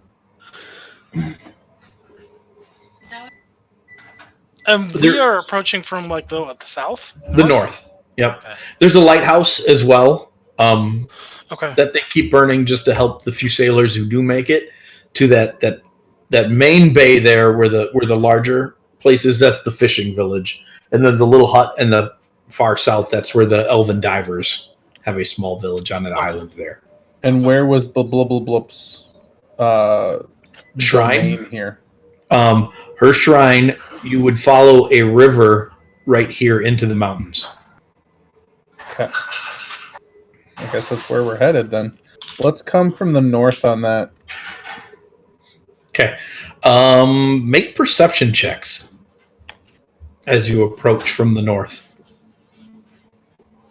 That's on brand. Yep, that's 5. There it is. Ooh, good. They're so good. They're always so good. Oh, do you even want to try? Do you want to get in on this? Do you even want to try? Bro, do you even perception? Dude! Yeah. It's above 10. So, let's see. 15 is the DC to spot this. So, Mav just barely catches this as you guys... Fazergul is going to make a turn as he's basically coming in from the north here, past the lava fields, and he's about to whip down the mountains there. And you notice that the lighthouse is about 20 miles west of where it should be, according to the map. You can just barely see it off in the distance. Mav will inform the crew that the lighthouse moved? Further out to sea. Yep. Which you would know, this map doesn't show it, but you would know where the lighthouse currently is showing is an extraordinarily dangerous part of the territory. So we can't rely... Well, I mean, we're not really in a wooden ship either, so it doesn't really matter, but... Nope. Okay. So the lighthouse moved? Well, from what you're able to see right now, it looks that way. Isn't there's people that live by the lighthouse? There's a village further in on the island. There's got to be somebody who keeps the lighthouse, but... Do you want to go ask them about that? Do we go investigate the lighthouse? Sure, why not? I think we should, yeah. All right. They gone. Which one are you going to investigate? Because theoretically, there might be 2 of them right now. The one that's supposed to be there or the one that's out in the ocean? The one that's Apparently it's the one that's in the ocean. Okay, so Fazergul changes course and heads out into the ocean. As you get close to this lighthouse, there is a fairly ferocious storm brewing over the island too, which is kind of neat to watch because there's volcano, like lava spewing up and lightning shooting up and down out of it. It's kind of like a pretty spectacular event. But as you get closer to the lighthouse, Mav, you begin to detect that it is actually illusion magic. This is not a real lighthouse. It's quite powerful. So why would someone make the illusion of the lighthouse? To hide a ship? Make perception checks. There's something inside of the illusion? As you guys are now close enough to this thing. Here it is. There's a 5. That's not too bad. 13. Oh, things creeping up there. Dude. 24. Jeffrey, you notice it looks like there is the wreckage of a ship just south of the fake lighthouse, and you're not certain at the distance you're at, but there might be sailors in the water. Is that illusory as well? You pointed out to Mav, and it does not appear to be so. So is this a trap? Is there something out here causing this lighthouse to draw people in, but it's actually just like a giant rock trap? No, you said that the lighthouse was illusionary? Yes. Right. So they put a lighthouse up to draw ships into this position where there's rocks to destroy the ships. Yeah, that's what I just said.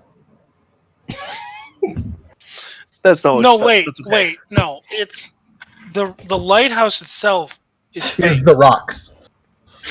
Stop. Yes, you have determined you're making a pretty incited and thoughtful guess that the lighthouse illusion is drawing ships off course into the shoals and destroying them. Are the sailors alive? It appears some of them are. We can do something about that. And you can tell that because they see the giant squid in the sky and they are trying to swim away from it. Fazergul can't cast spells, can he? No, he cannot. But he could definitely pick these guys up and consume them with his tentacles if you want. Well, I don't want him to consume them. Can he swoop down and pull them into his mouth, but not to eat them, just to bring him aboard? Yeah, no. Let's do this. Let's have him come down. Such a drag. It's open no his fun mouth. at all. Open his mouth, and then we'll be on his tongue. Come on, guys, come on. We're the helicopter saving people. Yeah. So Fazergul starts to fly over the wreckage, and you're going to try to convince these guys after just seeing an illusionary lighthouse to jump into. Yeah, that's not going to go poorly at all. We are sirens. So, if they don't like it, use telekinesis. Yeah. They just watch as all this mouth opens up and these tentacles come from them, and in the inside there's these dwarves going, "Hey, come on, it's safe!" And they swim faster. Yeah. Away, right? Yeah. Oh, yeah. Definitely away. Yeah. So Fazergul begins to tentacle them out and scoop them up, and they're screaming and they're put inside of its mouth, and the one guy's like, "It's gonna eat me!" And then Fazergul sets him down on his tongue and pats him on the head. And then the tentacle goes back out, and he's all like, "Oh, you're not gonna eat me?" Nope. Technically, he did eat you. He's just not gonna digest you.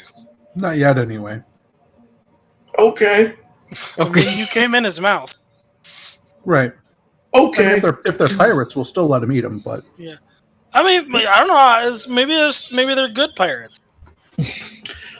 These guys are just Those are called sailors. Merchant sailors. They were on a pretty standard trip from Zenji back up into to Balanovia, and they sailed in the proper channel where they usually sail past the lighthouse to make it safely through the sea here and hit a reef. When was the last time they came through this area? This is their return trip. They passed through here 2 weeks ago on the way south. Okay. When did Bill de blah blah blah say that this place was taken over by Dagon? About 2 weeks ago. About 2 weeks ago. I would like to cast Death Ward on myself, Othig, and Thanik. Okay. And then ask Fazgul to place me down next to the lighthouse. And I'm going to attempt to suck it up. I mean, I could just dispel it. Could you though? You could try. Can we try? Mike, we haven't talked about it a lot, but we talked about combining spells. Yeah. Could When our forces combine. Othig and I both, or not Othig, Thanik and I both cast Dispel Magic to try and upcast it? I would allow for that. That way Mav doesn't have to risk Dying twice. I mean, he should probably make an Arcana check on the level of spell. I would. I'm already casting it at a 5th level. So It is super I would also.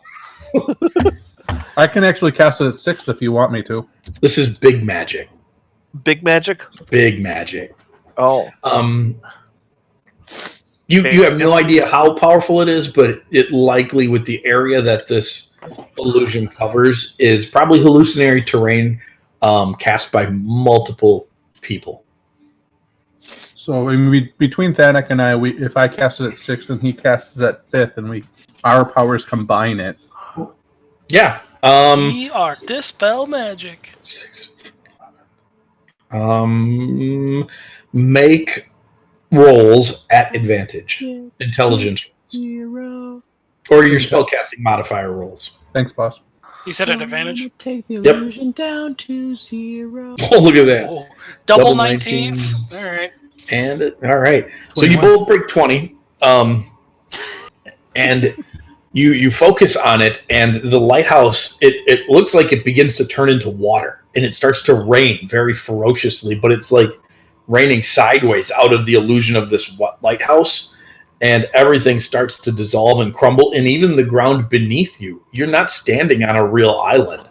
You're standing on an illusionary island, and you're dropped into the water below. Oops. But it does look like you took care of it. All right. Yeah. Now we should go over to where the original lighthouse was and see if that's invisible. Yeah. Okay. So Faz scoops you guys back up, and he lets you know, I'm very glad you're not dead. And shoom, he shoots off towards the real lighthouse, whose top has been smashed. And it is overgrown by seaweed. Huh. Seaweed. That's bad. Interesting. Yep. You also notice on the way there are multiple wrecked ships in the area. Mm-hmm. Okay.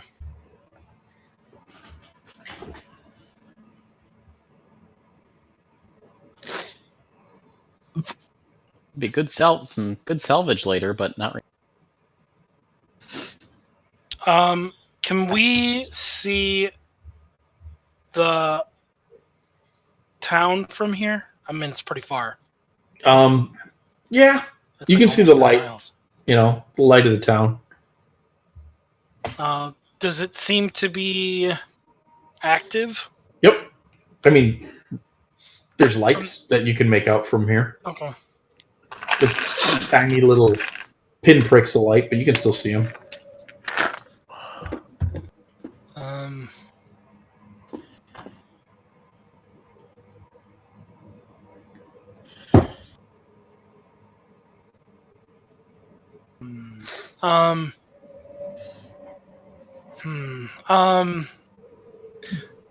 If as we get closer, I just kind of want to see if we can tell what's going on with the town, see if the volcano has negatively affected them, or if, I mean, they should know that all these people are being shipwrecked right? Maybe. They might. Yeah, they would probably at least know that something happened to the lighthouse. Right. But that is also assuming that they are not under control of Dagon. Mm-hmm. Right. But it is likely that they are. Or at least affected by it somehow. I mean, if they went to the trouble of Yeah. Yeah. Yeah. I'd imagine the whole thing's probably in control. All right. Well, let's. This point. I guess at this point, do we want to try to be stealthy about it, or do we just go? I think a little bit of discretion wouldn't be a bad idea, but at the same time, there's not a whole lot that's going to matter past that. Yeah. Well, here's my thought. You see if it's more of an illusion or. Well, because I don't know what's going on with the town, but ultimately I don't know if Fazergul how much he can even stealth through at this point, because I think if he's in the water, he'll have a much higher chance of being detected by Dagon. And if he's out floating above in the sky, he's going to be easily detected by these people. Well, what if we approach from like the southwest, just past the mountains, so that he could stay hidden from the town? I can't really see how if that's possible on the map. Is that right there? Is it possible to kind of swoop around that way?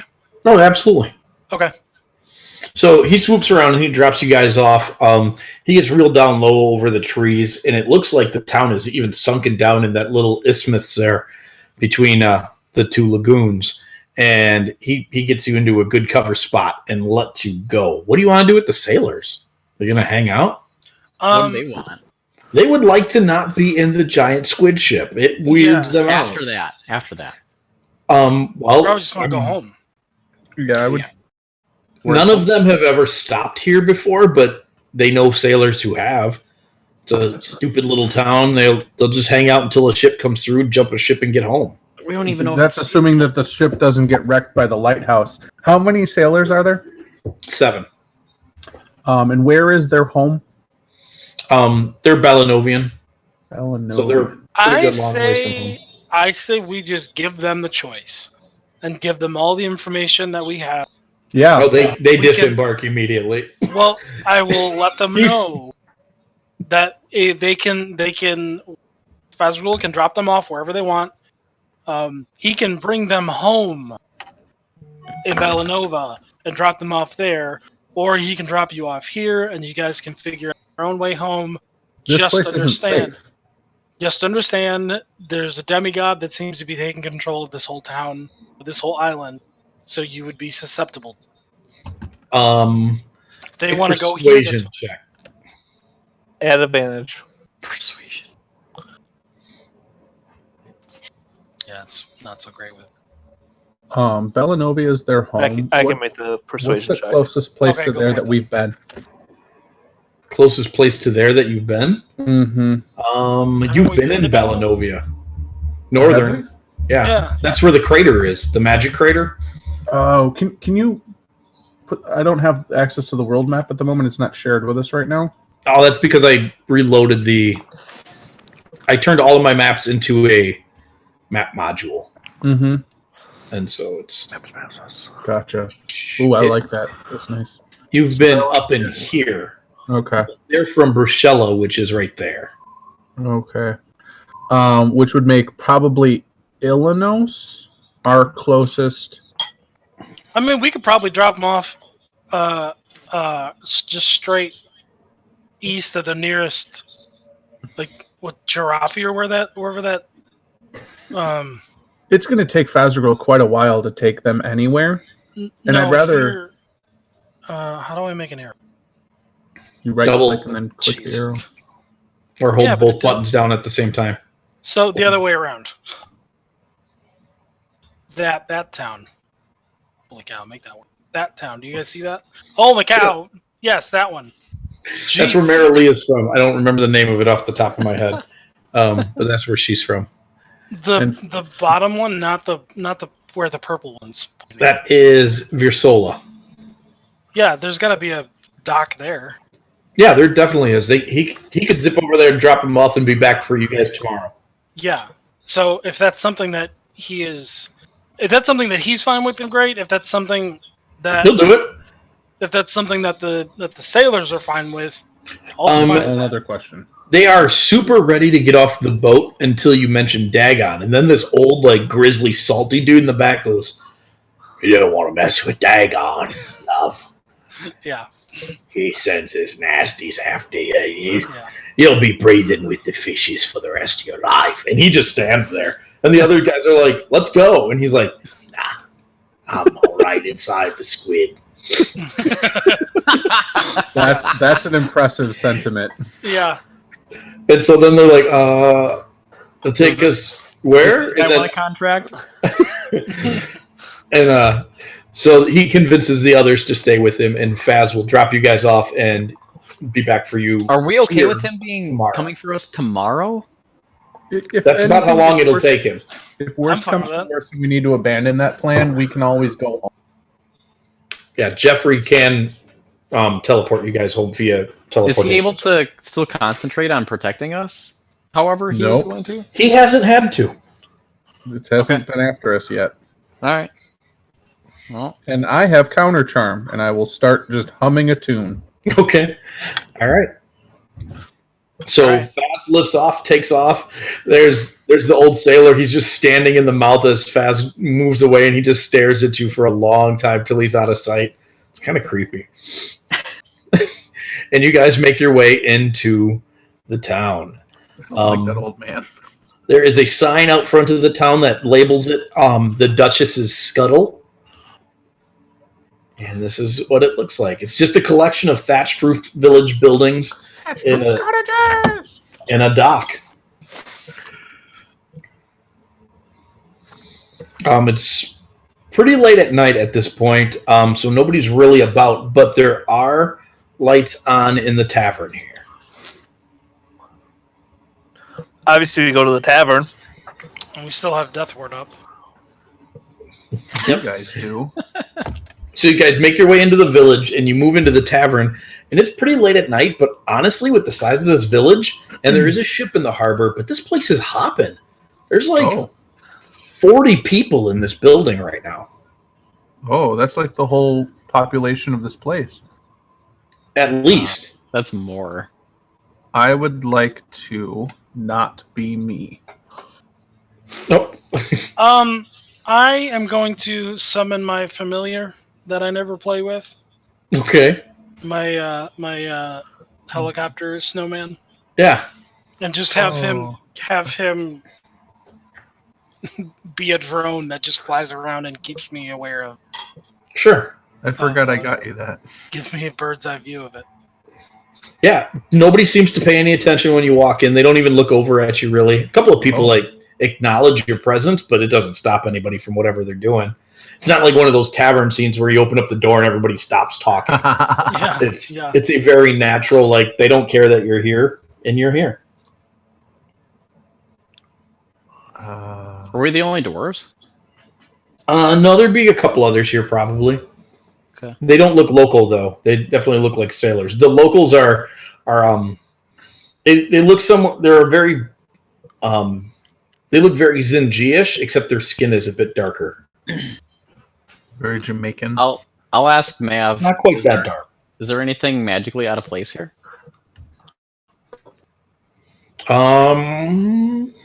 Mav, make a perception check for me. Nope. No. All looks good.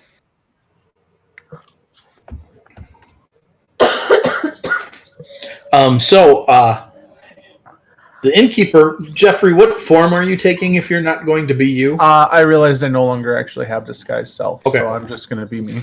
Never mind. So you guys walk in, and the innkeeper's a grizzly-looking old lady. She's got like tattoos all up and down her arms. She's an islander, got huge dreadlock hairs, and she starts to pour. Like, she sets out 4 mugs across the bar and just tips a keg over and just starts filling it up across. And she just look over. You'll be wanting a drink, won't ya? Aye. Aye, it is. Here they are. That'll be a gold. For all of them? For all of them. I'll toss a gold to her. Hey. She goes to bite it to make sure it's real gold, and her teeth are all like kind of crusty, and they're not rotten, but lady could use some dental work. Yeah. Why is it so busy here? What brings you to the Duchess? Traveling. Business. Yeah. Is anyone going to say the obvious? Well, I'm gonna say looking for some shipwrecked folks that went missing. So you say that, and a couple of guys in the bar turn around. They're like, "Oh, that's us. We're over here. We've been shipwrecked, but we're just gonna stay here a while and relax while we wait for another ship to come through, take us home. You know." And ours isn't good enough?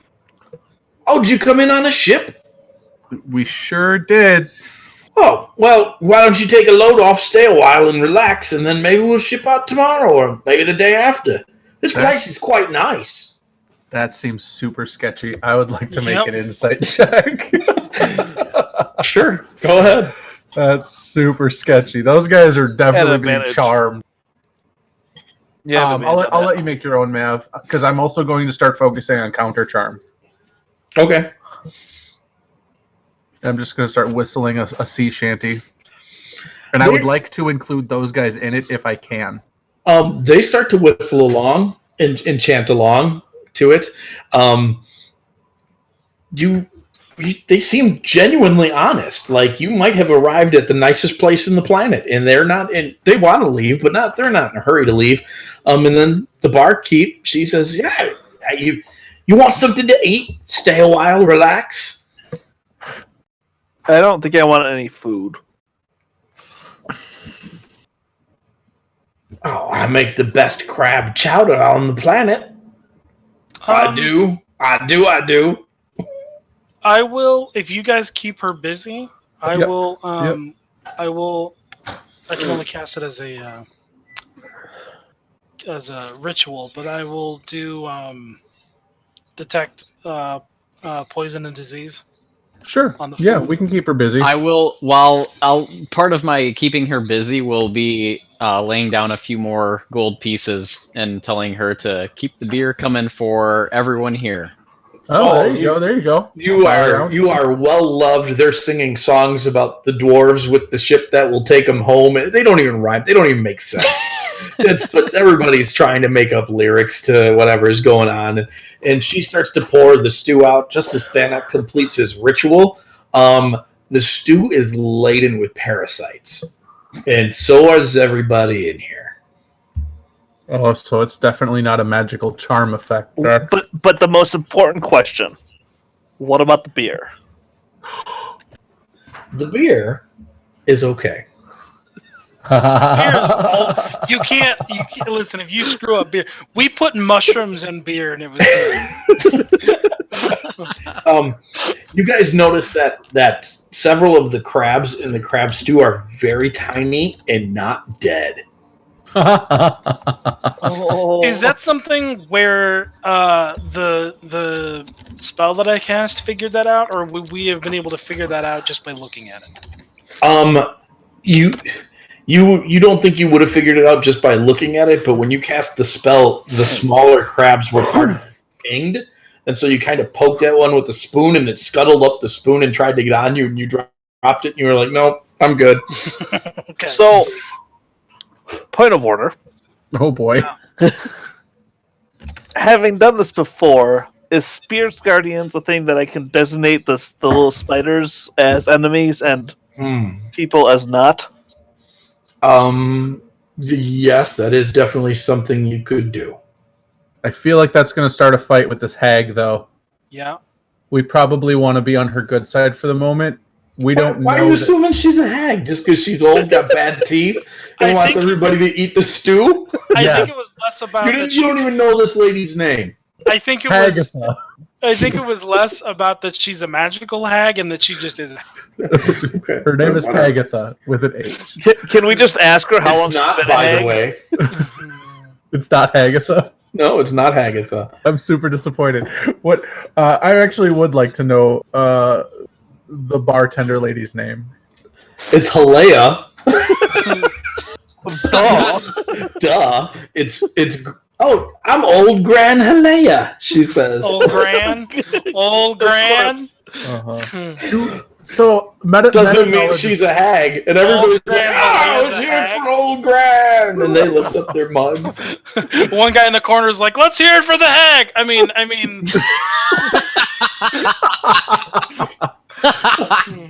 What kind of experience do we have with hags, though? Like, do we have any meta knowledge aside? Do we, as the Granitebacks or I don't Jeffrey? think we have think we any do. history with hags. Nope. I think the only one that did was Phil, and that. Oh, yeah, the three hags. Yeah. But, Yep. The but ocean as far as is- like what they actually do, we don't really have much Okay. history with them. If I cast purify food and drink, will that fix the crabs? It would fix the crabs in the food. It would Right. not fix the Right. ones that might be in the people that you're Right, starting yeah. to suspect are inside people, that they're driving the people Jaegers. Yeah. But would it be something that we could do just for our own food to eat without causing? You could. Without causing Stir. spirit. The guardians. hag might not appreciate it. Spirit guardians will definitely cause a stir, but it might help the people. Might not. Purify will fix your stuff without causing a stir. Right. So I'll start doing that. It'll take 10 minutes. And I'll purify all our food at once because it's a 5-foot square of food. Oh, so I'll dang. Just pile it All right. I'll just pile it all in the middle and do that. He's very religious. He just likes to pray for. Yeah, and those you meals. guys can decide on if we want to do something more involved. Right. With what we learned about Dagon, does this seem accurate? Does this seem like something that we feel like would be in his purview, or do we just feel like this might just be the nature of this place? I mean, it was a bunch of crabs. It's pretty like right up Dagon's alley. It's oceany. It's kind I of remember that game for NES. You shoot the cannon into the air a bunch. oh man. But anyways, the night goes on. You bless your food. You take care of the crabs. You start to eat it. Everybody's just ignoring you, and everyone constantly is encouraging you to sit back and relax.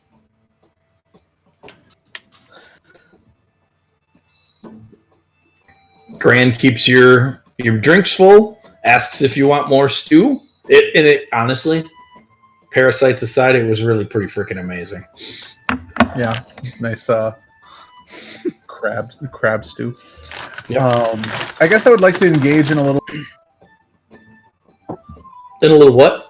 conversation with Graham. Yeah, she goes on to explain that the island's never been well populated.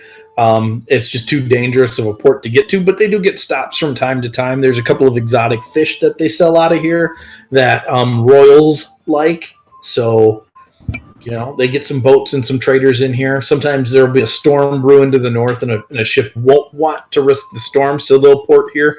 But most of the time, folks just sail on by. So most of the village is just her and people who've lived on the island their whole life. I'll ask him if they get much trade from Al-Alahim? No, not much at all. People who stop there sometimes, but not much.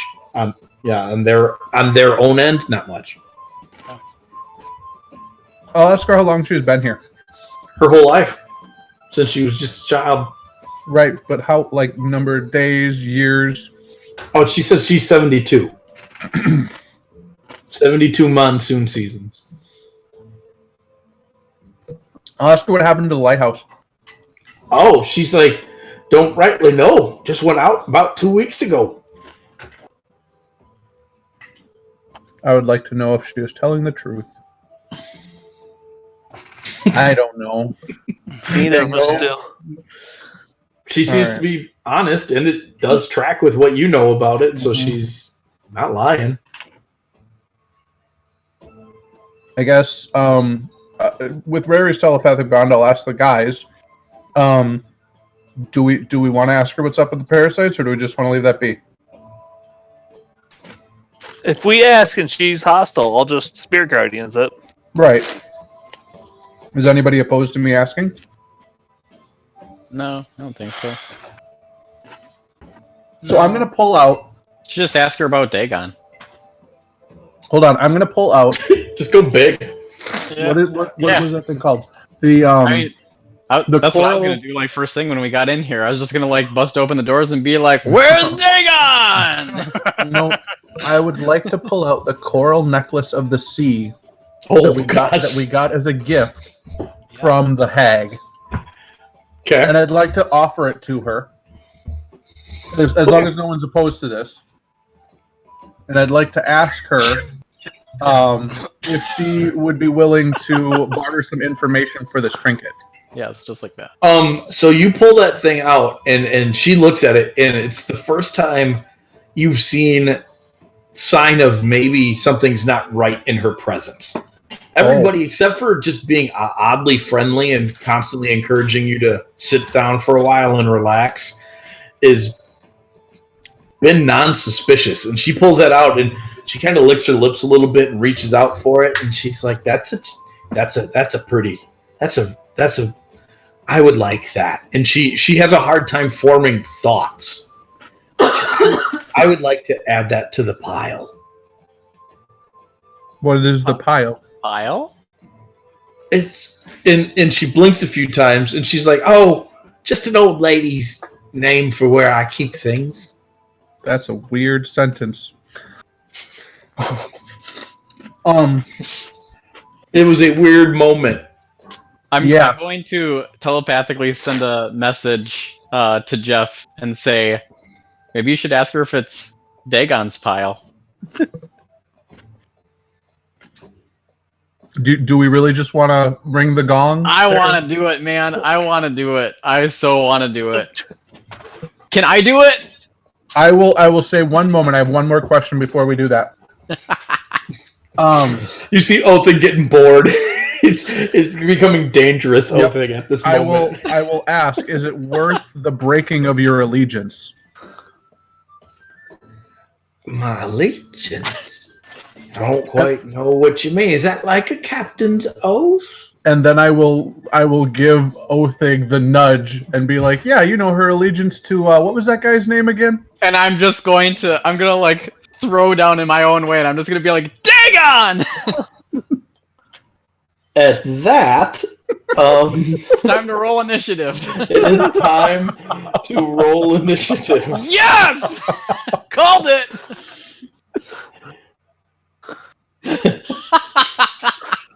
I assume that's a no on the worth it to break your allegiance thing. Gosh, hold on. Why is it doing this? My music is being stupid. I like your battle music. I like it too, but it was being dumb. Oh, buddy. Markubus! Monkoba! What the heck is that? Laura Bailey playing a 4 intelligence creature. Oh dear. With no hands. Sorry. Yeah. So you say something about Dagon, and she's like, "You just didn't want to relax. You could have added so much to the pile." And I'll her be head like, "Hey, starts to, lady, relax." her head starts to like slide back. I love that you put the Metal Gear exclamation point up.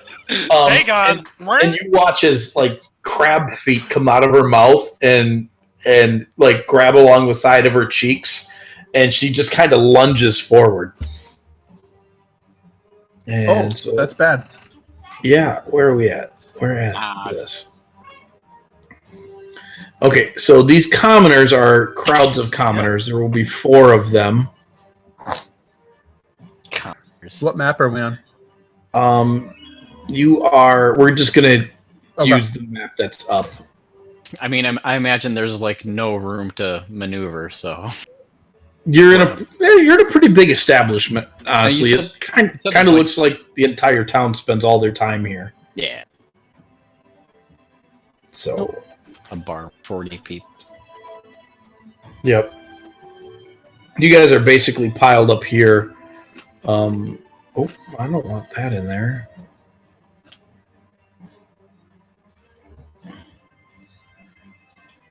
That was weird. Why did it drag those 2 in there?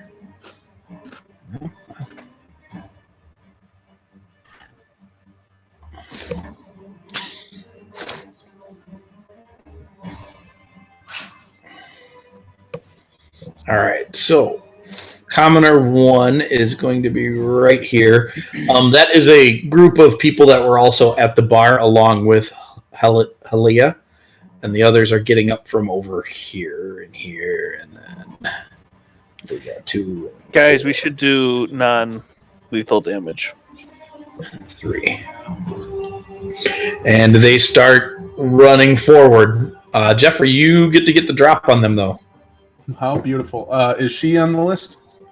She's in group number 1. Oh, she's a commoner? Yeah, and it looks like everybody at the bar, they all just turn on you guys all at once and kind of start trying to dogpile you, and everybody who's attacking you has crab claws coming out of their mouth. Oh, well, that's an unfortunate set of circumstances. Time for Spirit Guardians. Right. Don't you worry, it's coming. Maybe it's not even required.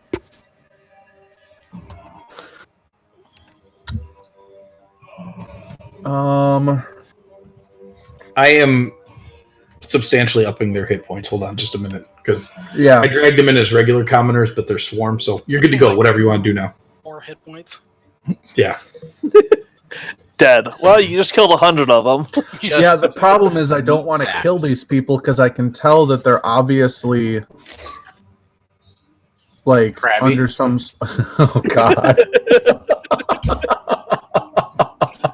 That's inspiration worthy. You can have a D6. Yes! I'm so proud of you. Ah! It's a good night. So I am going to dive under a table, and while I do, The one I'm with the going knife to is the cast best. Freaking love it. hypnotic pattern. I got you! I got you! Okay. Are you gonna aim it at those 3 groups in the back? I will. It's everyone that can see it within a certain radius. Okay. And the radius is 30 feet. Anyone within 30 feet. You would be able to put that at the back end of the room and not get the group at the bar. So that would leave out Commoner Group 1. And you 4. And us 4. So, okay. I will stop targeting Mavamine. Okay. And I will... I already rolled their saving throws. Oh, okay. What's your spell DC? 17? 18. 18. Oh, they all just stop moving. And you watch as, like, you've put things under a hypnotic pattern before and things just stop there and drool and stare at it. And you watch as, like, you can tell the bodies are trying to do that, but whatever is driving them is not affected by this, and it's trying to jerk them forward. And you watch as these people just topple over into tables. One guy just face plants like a table hard and goes down, and you have subdued those back groups. So that's right. 3. Thanak, you're up next, because 3 is subdued.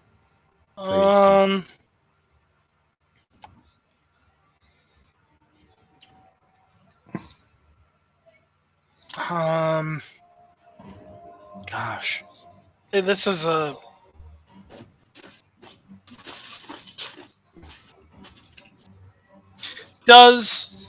How big is the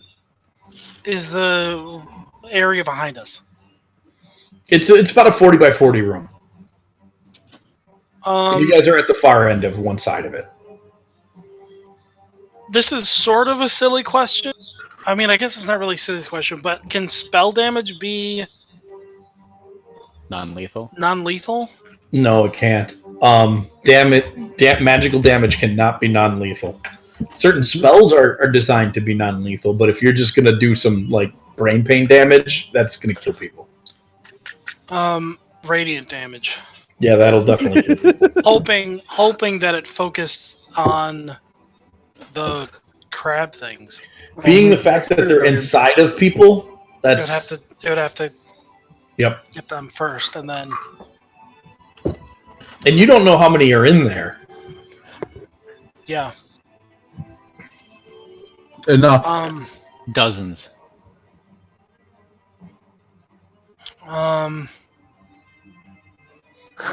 Swarms. Gosh, I don't know what I want to do with this then. I think this would be a great time for Thanak to suplex somebody. You want me to suplex a swarm? I mean, you could just run in there and start wrestling people. Hey, if you were a real wrestler, you could take on a swarm. I've seen Hell in a Cell. I suppose I can do a double. What is that thing called? I can't. No, I don't know. John Cena's when he. Oh yeah, do whatever you want, man. I guess yeah, we'll do that. We'll. All right, so you go out on Swarm 1, all non-lethal wrestling damage. You're throwing down, so make some attack rolls. Is it athletics? Yeah. I feel like at this point, because you're a wrestler and you have this brain stuff, you're totally the brofessor. The professor. Your first attack is going to solidly hit, as like this crab-controlled commoner just doesn't see the flying forearm coming. Yeah, of course. And the next two, oh yeah, you just mop the floor up with these guys. Like you're throwing bodies around and suplexing people on top of the bar to the point where everybody else is like, "Whoa, maybe you should settle down." And people said the dwarf wrestling joke. Dwarf tossing. Commoner group number 4 is incapacitated. Let's see, that was all on Commoner group number 1, who you just decimate through these guys. I feel like it was like gosh, what's the name of the game? The stupid Chinese Romance of the Three Kingdoms games. Oh yeah. I can't think of the name of the game, but like where guys are just flying left and right. Yeah, that's pretty much all of those games like that. Dynasty Warriors. Yes, Dynasty Warriors. Yes. Yep. Yeah, absolutely. they're on like their 10th one now. Yeah, I know. No, they're like No, on their, seriously. way higher than that. Are you serious? Yes. Yes. They're like it's like 15 or 16. Come on. That gif is spectacular. Yes, it is. What's happening? Yeah. Okay, Mav, you're up. Spear Guardians. Okay, so that's gonna bring an end to this real quick. Targeting the crabs, not the people. Right. So you target the crustaceans and not the people, and you just watch as like out of their mouths like stuff is. I was popping gonna say and shooting. like when the queen. Tricrine Queen had like spiders pouring out of her mouth. Oh yeah. It is really similar again, except like when a crab before it's cooked, its muscle and gook is all like yellow and snotty looking. It's just like this is coming out of their mouths and out of their nose, and it's just really gross. People are toppling forward and they start to cough and they're screaming. The ones that roll over, some of them just go unconscious like immediately. The ones that roll over, their eyes are now super bloodshot. They look hurt really bad. Yeah. But Mav. It does appear that you have dealt with the crab problem in a fashion that I assumed you would deal with the crab problem. Can I tender aid? Yeah, you can start going around and helping people out and helping people up. So we will clear the combat field of combatants. You realize that most of these people now have a very hard time talking. Their throats are super hoarse and dry. They're in. Yeah, that's really terrible. I don't want to watch that. I can't help but look at it though. Yeah, I'm gonna watch that for at least a few more minutes. But you stabilize the ones who are the worst off pretty quick. I would say. I mean, there's 40 people in here. You'd probably have to blow a whole healer's kit on them if you want to do that. Do you, Jeff? Do you have mass healing? I don't. I have a bunch of healing ability as my dragon word. I will use the healer's kit. Okay. So you stabilize the 10 worst off. Nobody dies. They're all hurt pretty bad. Gran's in a pretty sorry state, being the oldest lady in the room. I will focus my attentions on her, and I will give her some. You're gonna heal the hag? Yeah, I'll heal the hag. So you heal the old lady. up, and she comes to her senses shortly thereafter while everybody's patching up the others. And she's like, my head hurts real bad. What? No, your finger's going to hurt because you just put landscaping duty. But I don't want to pick up the coconuts. I would ask her what happened here. I was just about to ask you the same thing. And she starts to cough and like a hunk of crab leg shoots out. You had a little too much soup, Grams. Soup? And I'll show her the soup that has like a bunch of crabs in it. Let's ask her what the last thing she remembers is.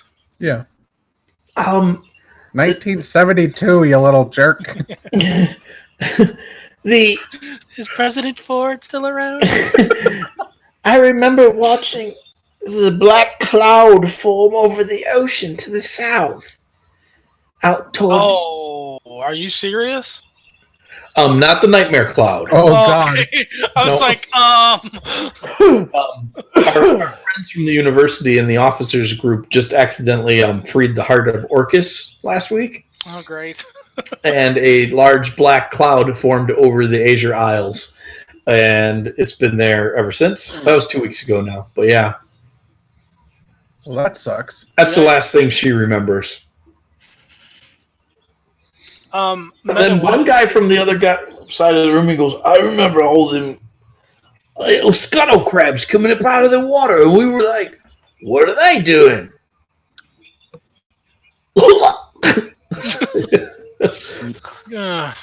Wait a second. Are these crabs our fault from when we created that crab army?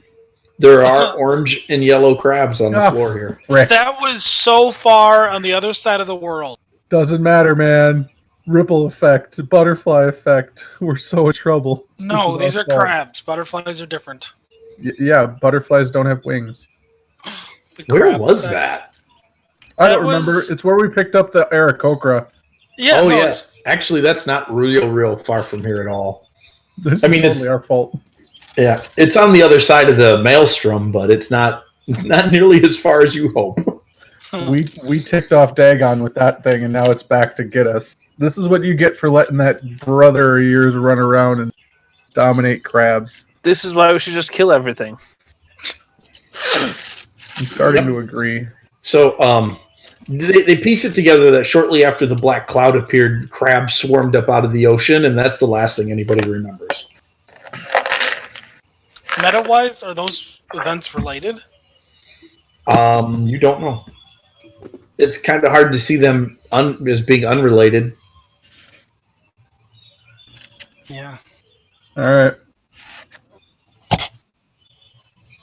So do we think the epicenter is to the south then, or do we still think that the epicenter is the shrine of blah blah blah blah? Well, you promised blah blah blah blah to for your shine. You do have it on good authority from the order that the black cloud appeared almost specifically due to the releasing of the heart.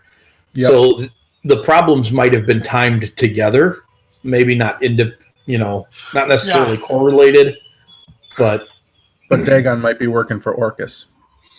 From what you guys know is more likely a more likely scenario. Dagon got what he wanted, and out of that, or Orcus got what he wanted, and out of that, Dagon got this.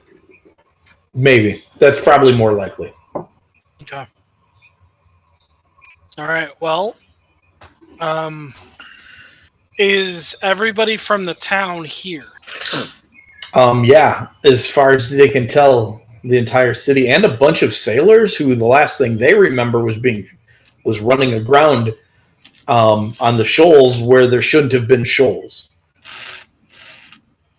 So there's about 24 townsfolk and then another 24 sailors that are here. Shoals where there shouldn't be shoals? The where the fake lighthouse was. Oh, gotcha. So they made it all the way here? Appears to be so. Wow, that's some survival skill right there. Well, it's possible that that as soon as they ran aground, they were taken over by the crabs. Oh, and then came here. Gotcha. Yeah. Do we want to take a quick sweep across the town to make sure that there's nobody left Sure. infected? Yeah, he's got 10 minutes of this that he can buzz around and kill parasites. That's kind of why I'm thinking, just to make sure that we. Okay, you don't find anybody or any of the other crabs alive. Actually, you do find some of them as Mav's moving around, and they're in the corners popping. They're hiding in cabinets. You hear them sizzling and popping when the radiant magic hits them. It smells really good. You just wish you had more butter. What you do find, the only odd thing, and you guys would have picked up on this, or the townsfolk would have picked up on this real quick, is there isn't a single valuable left in this town, or on the persons of the people who were here. Added to the pile. Where's the pile? Hey, is this what happened to our other place? You're breaking up real bad, Andy. Yep, you might be a little too far from home. I'm waiting for him to show up at your place, Mike.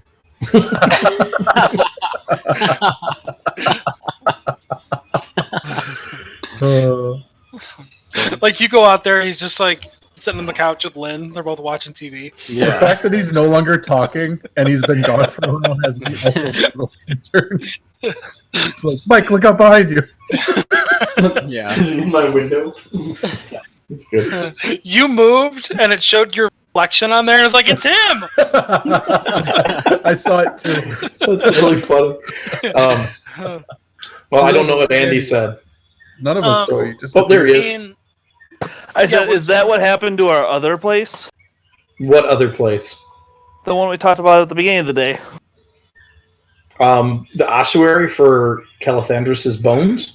No. The place that had all their stuff missing. Oh, that place at the Black Axe estate. It would be a very. That's hard to correlate. I think the rat, maybe not. I think the mouse would have seen all the crabs. Unless the mice would it? are the crabs. A bunch of little crabs come out of them. What do you guys want to do? Let's Head to the shrine. speak with that on the crabs. I don't want to do that. Yeah, you do. I've wanted to do a lot of things. I don't want to do that. They have nothing good to say. I can guarantee it. Do the locals' houses, are they empty too? Yeah, everything in town. There is not a single valuable left in town. There's no silverware. There's no if it's made of wood, it's been left behind. So wooden cups and utensils and things like that. Yeah, Because they're witches if they're made of wood. Any sort of thing that dork could be considered even moderately valuable is gone. I'm so glad that that's the one that got you. Like a bridge out of a. Let's.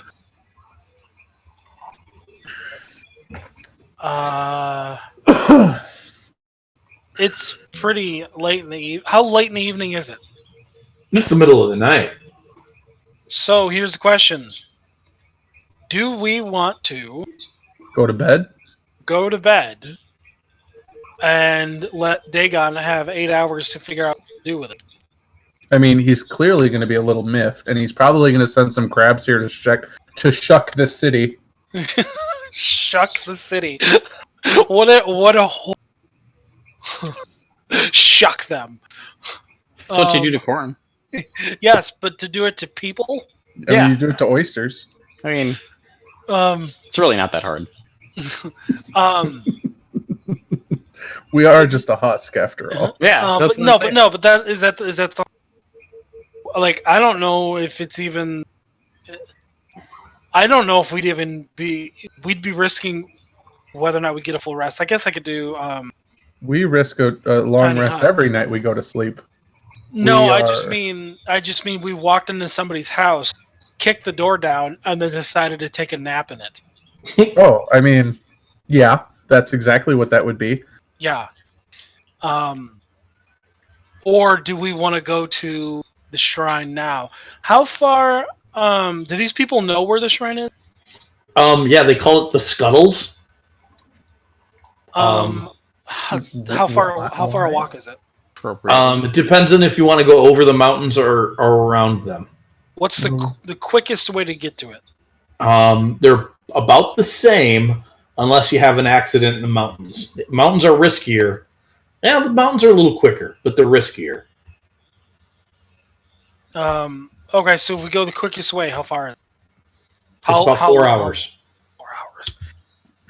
So it's the middle of the night, so we'd be pushing exhaustion, especially if we're climbing around the mountains. Not quite yet. But we would be climbing around the mountains in the middle of the night. There's nothing unsafe about that. I mean, we're dwarves. I'm not necessarily worried about that. It's true. I could also become a giant ape, which means I'd probably have a good time in the jungle. These mountains are extraordinarily steep. They're much steeper than normal mountains. They almost create a wall that just shoots up out of the ground where they're at. But they're traversable. There's a path that leads around them. But it's skinny, it's narrow, and it's dark. Yeah. We're Granite Bex, and you're scared of the dark? Yeah. Yeah, no, I'm not scared of the dark. Then let's go. I just hate it. Dang it. I love that has genuinely become your catchphrase. Yeah. Not scared of it. I just don't like it. I'm glad I got that reaction. I'm so mad at you. I am perfectly. I would prefer to go to the shrine now. Yeah, let's go. I don't want to deal with waking up to crabs. Mountains? That sounds like it should be a commercial. Yeah. There's so many people in this world that are just. They're not into waking up with a crab. Mountain or jungles? Where would you prefer your crabs? I'm okay with the mountains. Yeah, let's go to the mountains. All right. I will need athletics checks from you. When they say this path is narrow, it's in a lot of places not as wide as a dwarf. So it's downright skinny and perilous. Oh. You can't do that.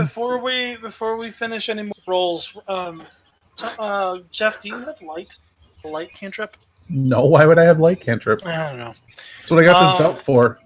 Everybody, all of you can see in the dark. Why do you need it? Because I was gonna cast it on the what's the name? The I also figured we'd probably use our climbing equipment, but I didn't say that before I rolled, so. That's okay. You should re-roll that because around me you can't roll ones. Yay! We'll also be using our climbing equipment. Unless I roll another one. If you do that, I'm casting Featherfall. He also has Death Ward on him, so... For a while yet, yeah. So just push him down. What did you ask for, Mike? I'm sorry, I missed it. I don't know what I asked for. Acrobatics? Athletics. You asked for athletics. Why did you have roll mine's acrobatics? a 9. Because I clicked on the wrong A word. Boy, you guys. Okay. I'm gonna make a dexterity saving throw. Oh, I was going to cast Featherfall on myself and then turn myself into a giant ape. Oh, we should probably rope each other together. Yeah. I mean, sure. You said dexterity saving throw? Yep. I don't know where that is. Good grief. I would like to catch a Jeff. I've got good dex. Oh, well, it is good enough. You take a tumble, you face plant the path, and almost spill down the mountainside, but you manage to not. You will take 4 points of face damage. That's obnoxious. It was a 4 on a D4. It could have been 1 point of damage, but you caught it good. Turns out I'm resistant to face damage. A few hours later, you guys come down the mountain pass right here. Yep. Yes. And you can see there's that area of the bay there. There's a mouth of a small river that runs up into the hillside there. And you do know that Bill Dillipop told you the shrine was up in the mountains. All right. All let's right. go. That looks like that's where we're headed. Up and in. Let's Up go. on that time. All right, so you guys follow the river for a ways, and then you find a large hole in the ground that's open to the sky, and the river forks, and part of the river dribbles down into this area here, and the other part of it continues further down. But this could be the shrine. This could be someplace else.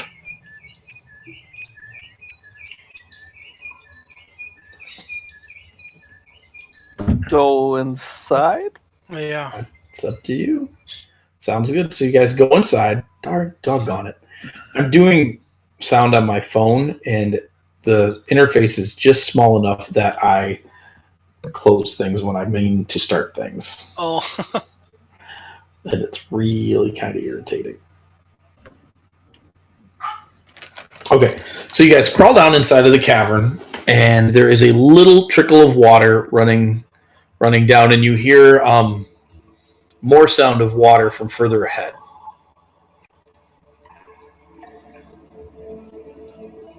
Sinister water. Yeah, definitely sinister water. Oh, it's a little too loud water. It's a little too sinister. A little too sinister. So you follow the path, and you end up in your first room. And there's a ledge running around a pool of water. The little trickle of water falls down in here. It doesn't look like this water has much motion to it at all, other than where it trickles down into the pool here. Come on, Matt. Show me some love. Pop open. There we go. Almost. Maybe it's thinking about it. There it is. So there's a little ledge that runs all the way around this pool. The pool looks to be about 2-3 feet deep.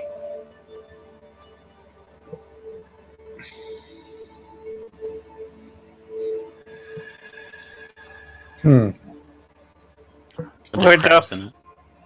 Hop in. Why? I just want to double check. Do we have water breathing here or no? I don't have it. You wouldn't know till you get in the water. I You don't thought know if you have Bill Dillaplop's blessing. Yeah, we should all have that. The question is whether or not it's still in effect or not. over here, because it has to be in an area with her shrine. Yep, but this might not be her shrine anymore, even though it was. The other option is that I can cast that on as a ritual. Somebody can climb down there and stick their face in the water. I will go do that. I'll do it. All right. It's not a far scramble down the cliff face here. You stick your face in the water. You cannot breathe it. So I can cast it on. Oh, I can. So I'll cast it. So I'll ritual cast water breathing on us. Okay. It's like 8 people for 24 hours. 10 people for 24 hours. Ooh, even better. Yeah. So you ritual cast water breathing, and you guys all can now breathe underwater.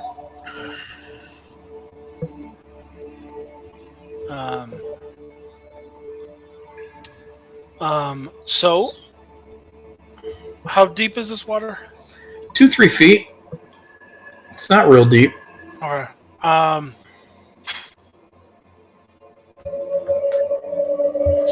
Let's take up position, so maybe I'll take it the rear, and Othig, you can take the front. Okay. So you guys continue down the path then, with Thanak in the back and Othig in the front. The water gets deeper at the further into the cave you go. It's by the time you're in this next room, it is up to your mouths and noses. The cliff edge is quite a bit higher up as well. It's probably a good 20-30 feet above where you're at the moment. There is a passageway out of this area to the north. Oh yeah, Phineas Grounds froze a little. Yeah, it's taking forever to load this map. I don't know why. It's strange to me. Whatever. There it goes. There it goes.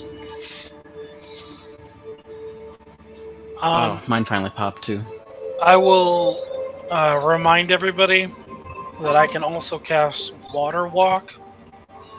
If we need it, it's only on one person, and it lasts an hour, and it takes me 10 minutes, 11 minutes to cast it on a single person. So you could get 20 minutes out of it. Yeah, so it's not the most efficient, but if we do need it, it's an option. Okay. Continuing on. Mm-hmm. All right. The next passage goes down even more. You are now about 2 feet over your heads. And you begin to step on things in the water, which you can see down through, and they're definitely bones. Is it magical? There is no magical pings in the area. Do we notice, are we able to tell what kind of bones? Mostly it looks like animal bones, fish bones, all sorts of different things. Okay. In this area, there are some humanoids, but for the most part, it's fish and animal bones. You guys can make investigation checks as you start to pick at the bones a little bit. That's really pretty good. That's right about there. You said investigation? Yeah. Nice. That's decent. Othig, you gonna roll one of them in there? I'm sorry, what was it? Investigation. Sure. You never know. Yep, that's it. So, nice. 2 8s, a 28, and a 17.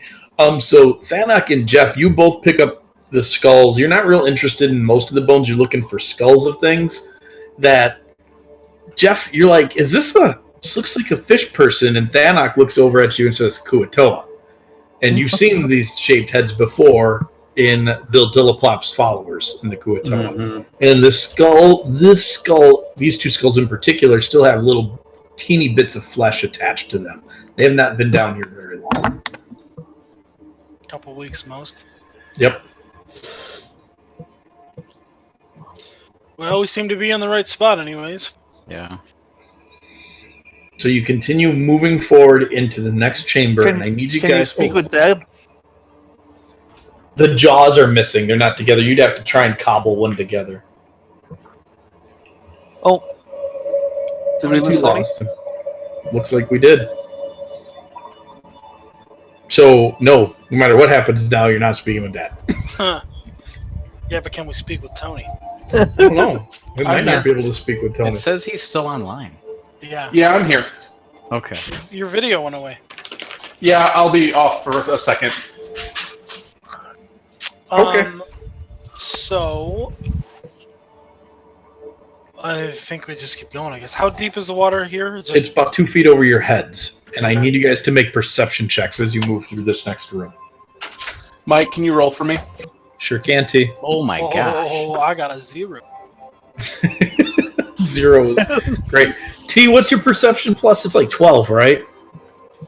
Yeah. 13, 12 or 13, something like that. So 15, yeah. Jeff, you are going to be the only one not surprised by this. Actually, Othig is not going to be surprised by this either, by the skin of his teeth. As the bones start to shift around and a giant crab rises up out of them, and you guys are going to need to roll initiative. Am I surprised that Jeff, Mav, and Othig are here? You're surprised you're in the water. Oh no! Why am I wet? You're like, wait, when did we get into water? What's going on? He's just like, after that, he's like, wait, we're still in water. No, Thanak, I'm the one that's supposed to roll the lower initiative. Come That was on. terrible. What's the deal? Get all your lower rolls out of the way now. Just stop yeah. it. Done with that crap. All right, one more up there. There we go. Giant. Yeah, I'll be back with you guys in a minute. Okay.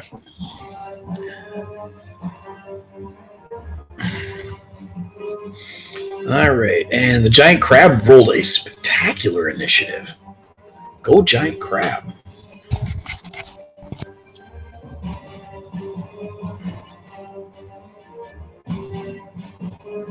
And then you guys are all blink. It's a giant carb. I thought I spelled it wrong again. It definitely says crab. Yeah, I got very panicky, though. I was like, did I spell another dumb thing wrong? Giant crab. Yeah. All right. And Jeff's up first, but I think he's just gone again now. He was surprised, wasn't he? He was surprised, so he can't go. You're right. No, I thought he was the only one. He was the only one that wasn't surprised. Yeah, he's not surprised, so he could go. He'd make it think about it, how awful it is. Yeah. I don't know. He might polymorph it.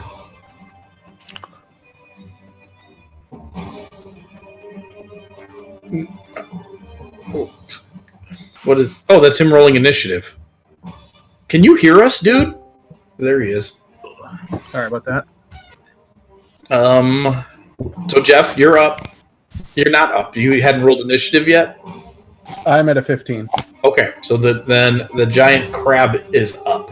And it is going to scuttle forward to here. I think you can take a crack at it as it comes into your space. Oh yeah, so let's do that.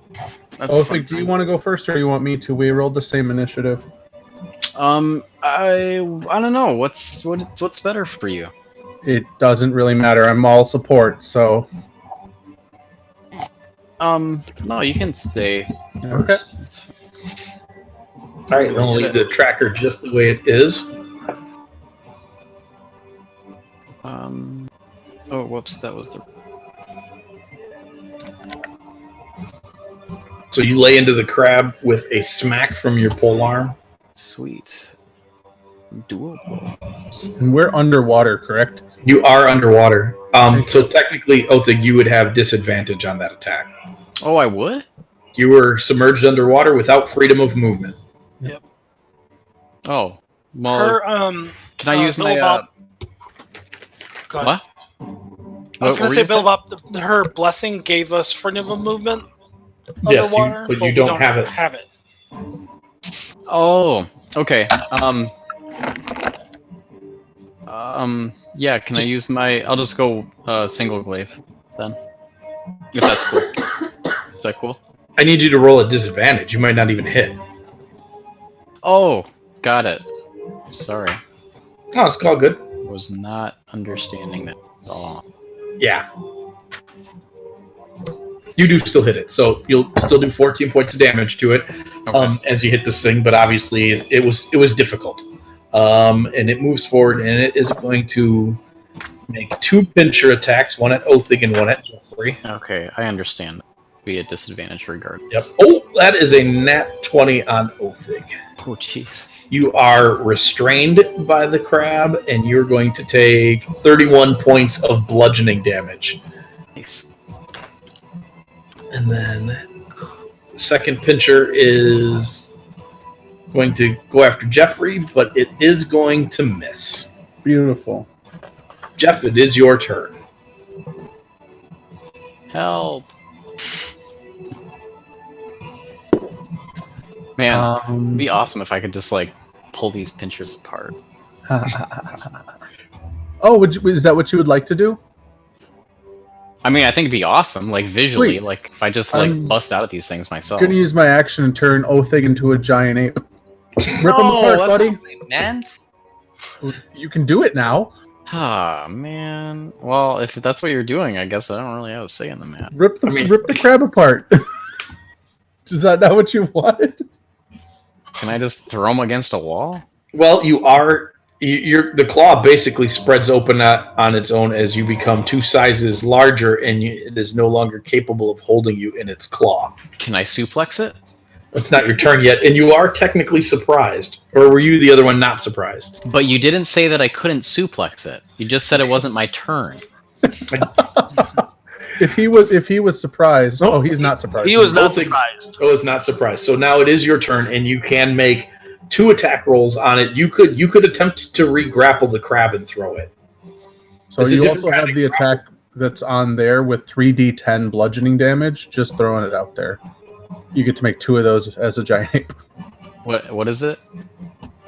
You get to attack at a +9, and it's 3d10 plus 6 bludgeoning damage, and you can do that twice. 3d10 plus 6 twice.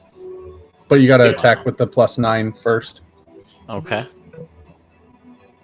Okay. That sounds great. You are out of the. Good grief. That's a 20 on my screen. Yeah, It was on mine too. Oh, so sad. You are out of the water, so you're not rolling at disadvantage anymore. Cool. Yeah, 13 hit the crab. A 13 will not hit the crab, though. Okay. I did, with my bonus action, give you Bardic Inspiration, Wait. Ultig, by the way. I'm going to use my Orgon. Which would give you an extra +1 on that, but... That's enough. All right. The +1 wouldn't have been, but the War Gong is. So 3d10 plus 6, huh? Yep. Yep. Change your modifier to a 10 on the next roll, because you have Bardic Inspiration as well. Oh, okay. That's good. 3d10 plus 6 here.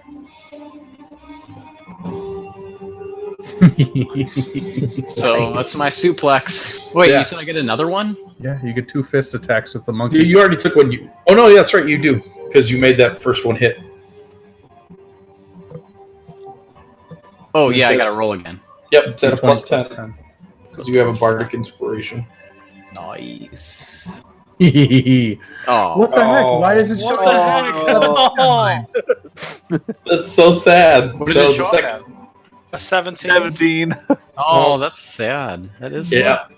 The second attack goes wide. Darn. That's Othig's turn. Mav, you are surprised. Thanak, you are surprised.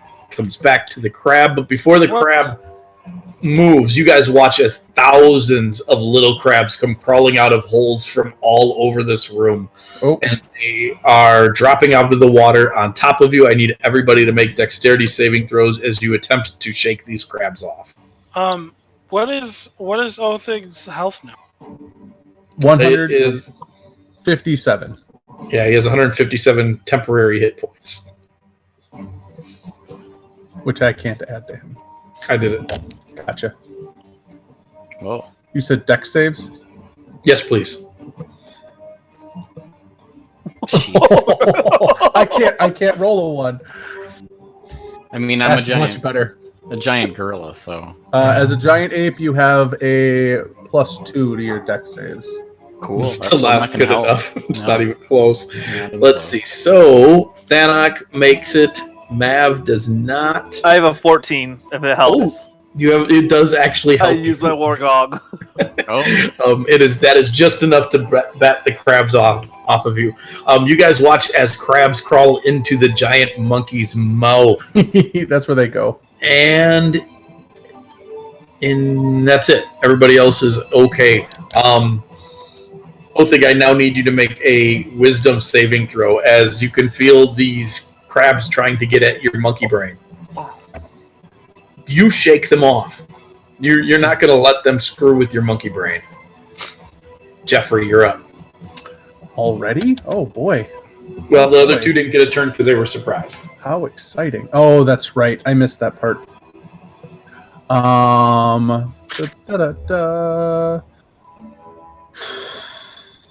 There's so many. I'm going to use Thunder Wave and try and get as many of these crabs away from me and my companions as I can. Okay.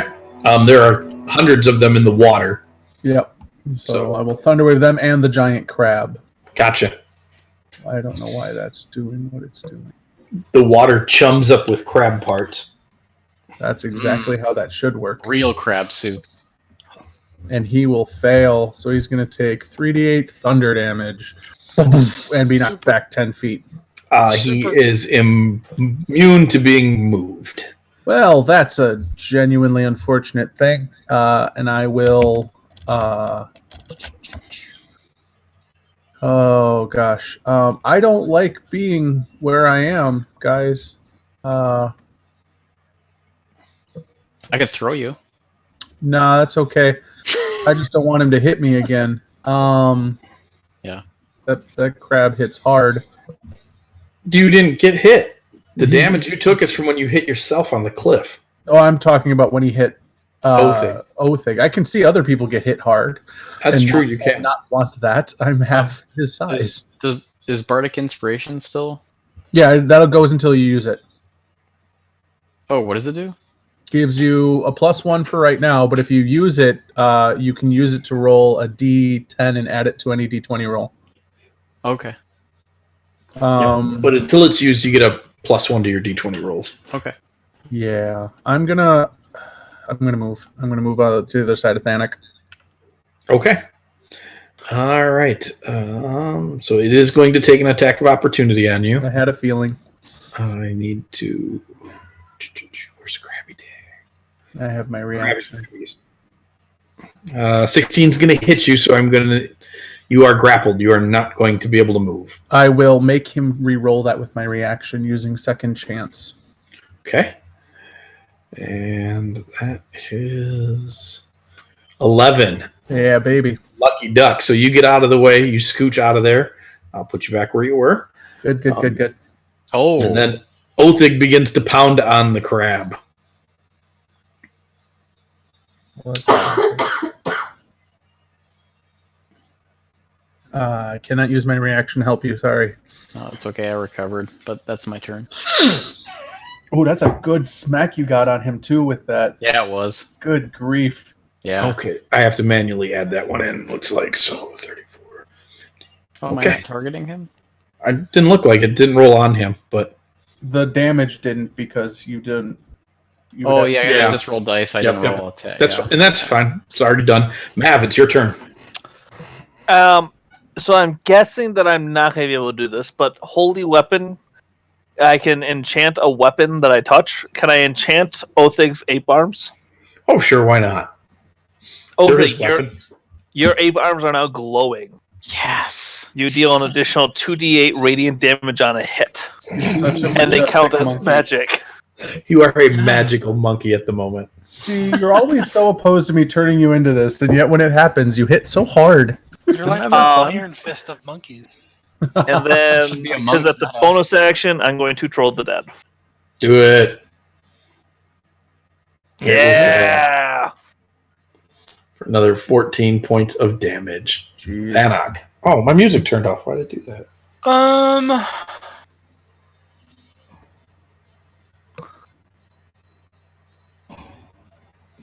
I am screen come on that. Going to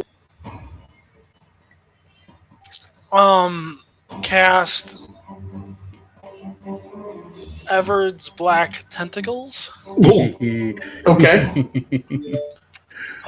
It is a 20-foot. Upon your patron. Yeah. It's a 20-foot square.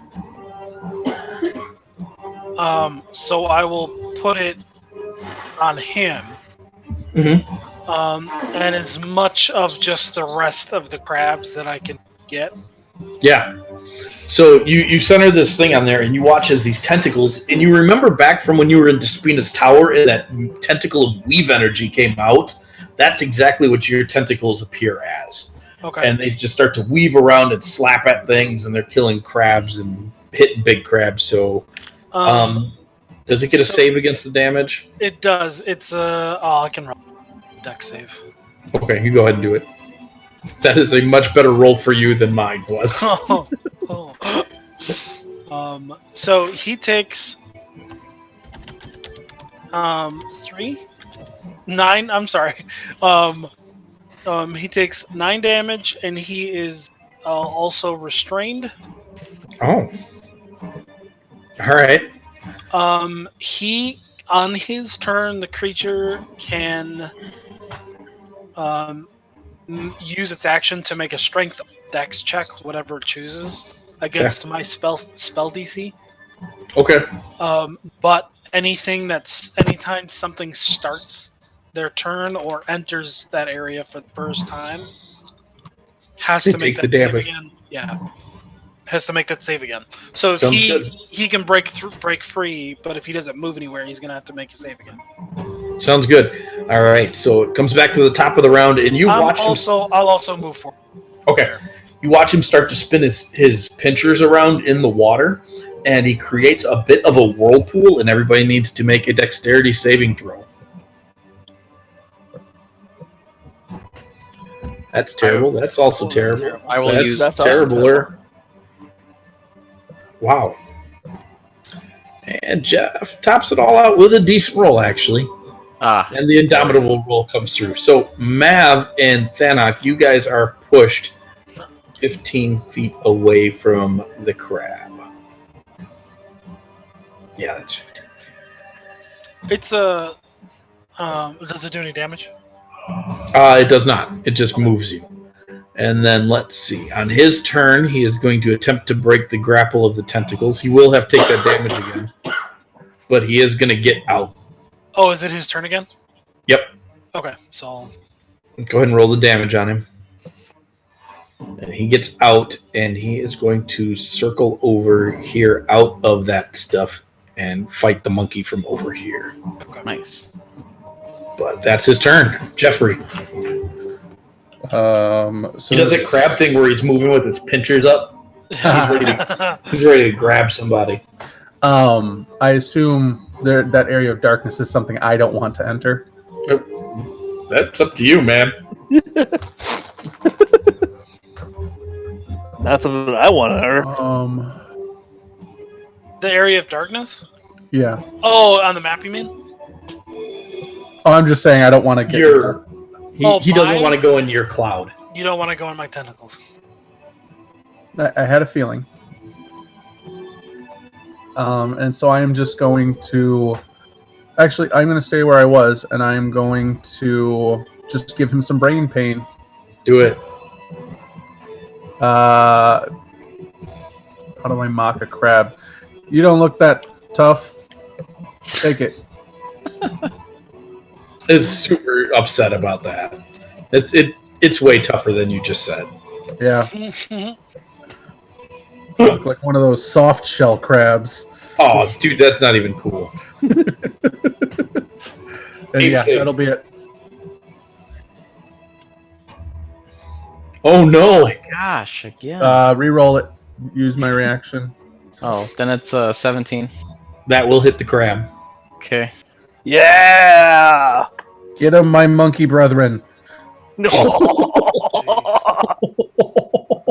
Oh, that's +6. +6. Oh. +6, I forgot. Okay. You just come down, you hear a sickening crack, and all this goo starts to leak out of the crab's face, but it's still like standing. We are here to shuck you. 16. You will just barely hit the crab. Yeah, buddy. Get him, Brothig. Oh, man.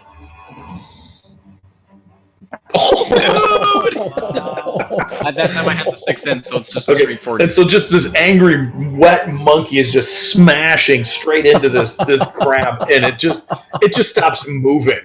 And you watch as all the little crabs do that scuttle away under the water thing. They're taking off. They are having none of this. As you have trashed the giant crab. Now, Thanak, I can leave you Othig, I can leave you like that for an hour, and you can just keep wrecking face. Okay. All right. All right. Othig smash. All right. So You get your holy weapon for an hour as well. Oh, no That's way. perfect. That's perfect. I'd like to think that the giant gorilla still has his beard. Yeah, of course. Oh, yeah. It also looks like Gilgamesh still. Yeah. Yeah. Yeah. Spend 10 minutes rummaging around this room and then move forward. Sure. Make an investigation check if you wish. I would. I'll I'm not help good you. at that, but... Or perception, whichever you want to do to search. Way better at perception.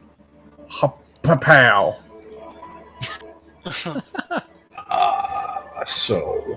All right, so you dig around in this room for quite some time, and you find nothing of value. Fair enough. On to the next room. The water is like full crab chum, right? Yeah, dude, it's nasty. Are we breeding that?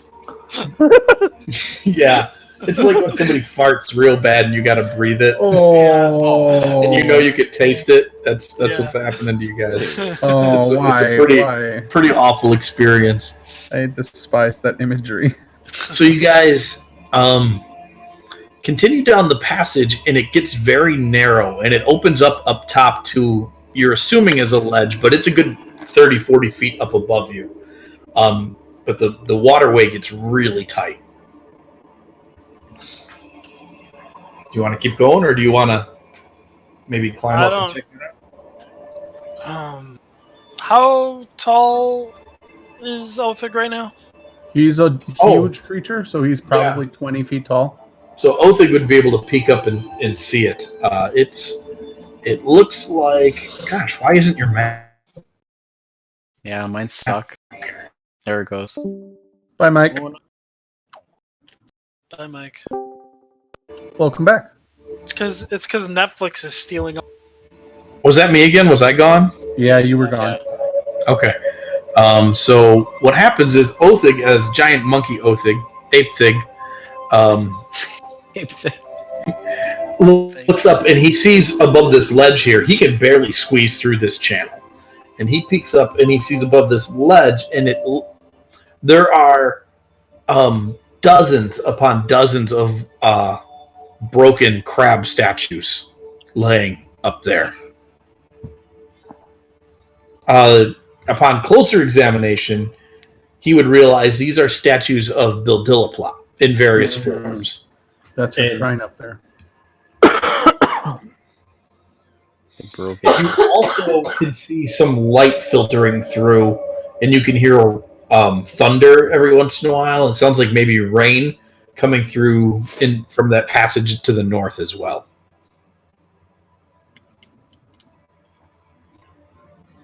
So that's probably the outside.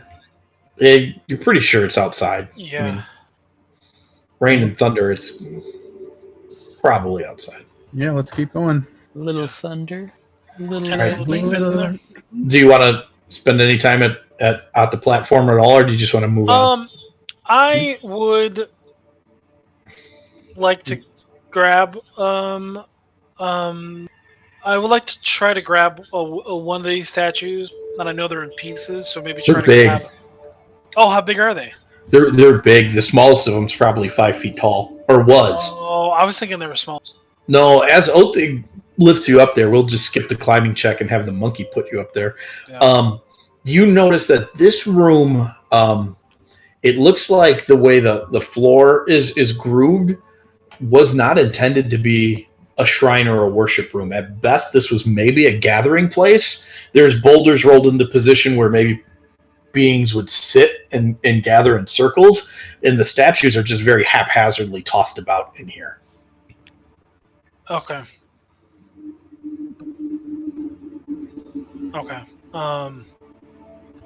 Then let's just keep going. Yeah. Okay. Could we repair any of these shrines? Are we capable of that?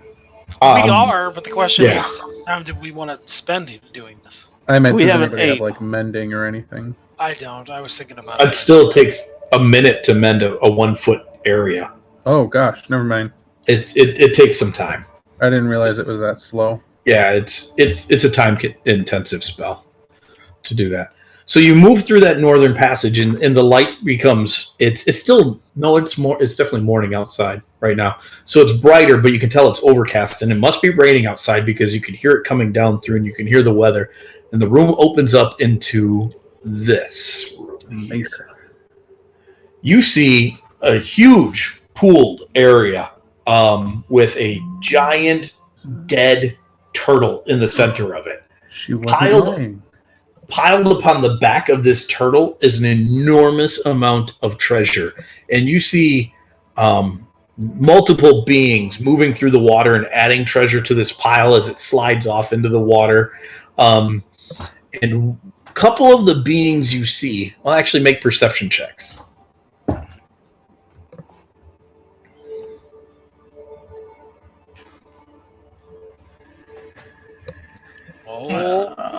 Othig. Nope, no. Jeffrey's not too bad. It's hard to tell from this distance. You see a few of them as you guys come closer into the area. Are Kuatoa. Those ones you can see swimming through the water. Looking up onto the shell, though, you're pretty sure at least two of the beings up there have an octopus-style head. Oh. And as you guys move a little closer to the room, you hear, "Welcome to my shrine." And that's where we're going to stop for tonight. Nice. Ape Fig. Ape thing. Yeah. Still ready for fighting. Yeah. It's gonna go great. Yeah. Elthic's gonna eat Dagon, and that's what it's gonna look like. Nom nom nom. Dagon. All right.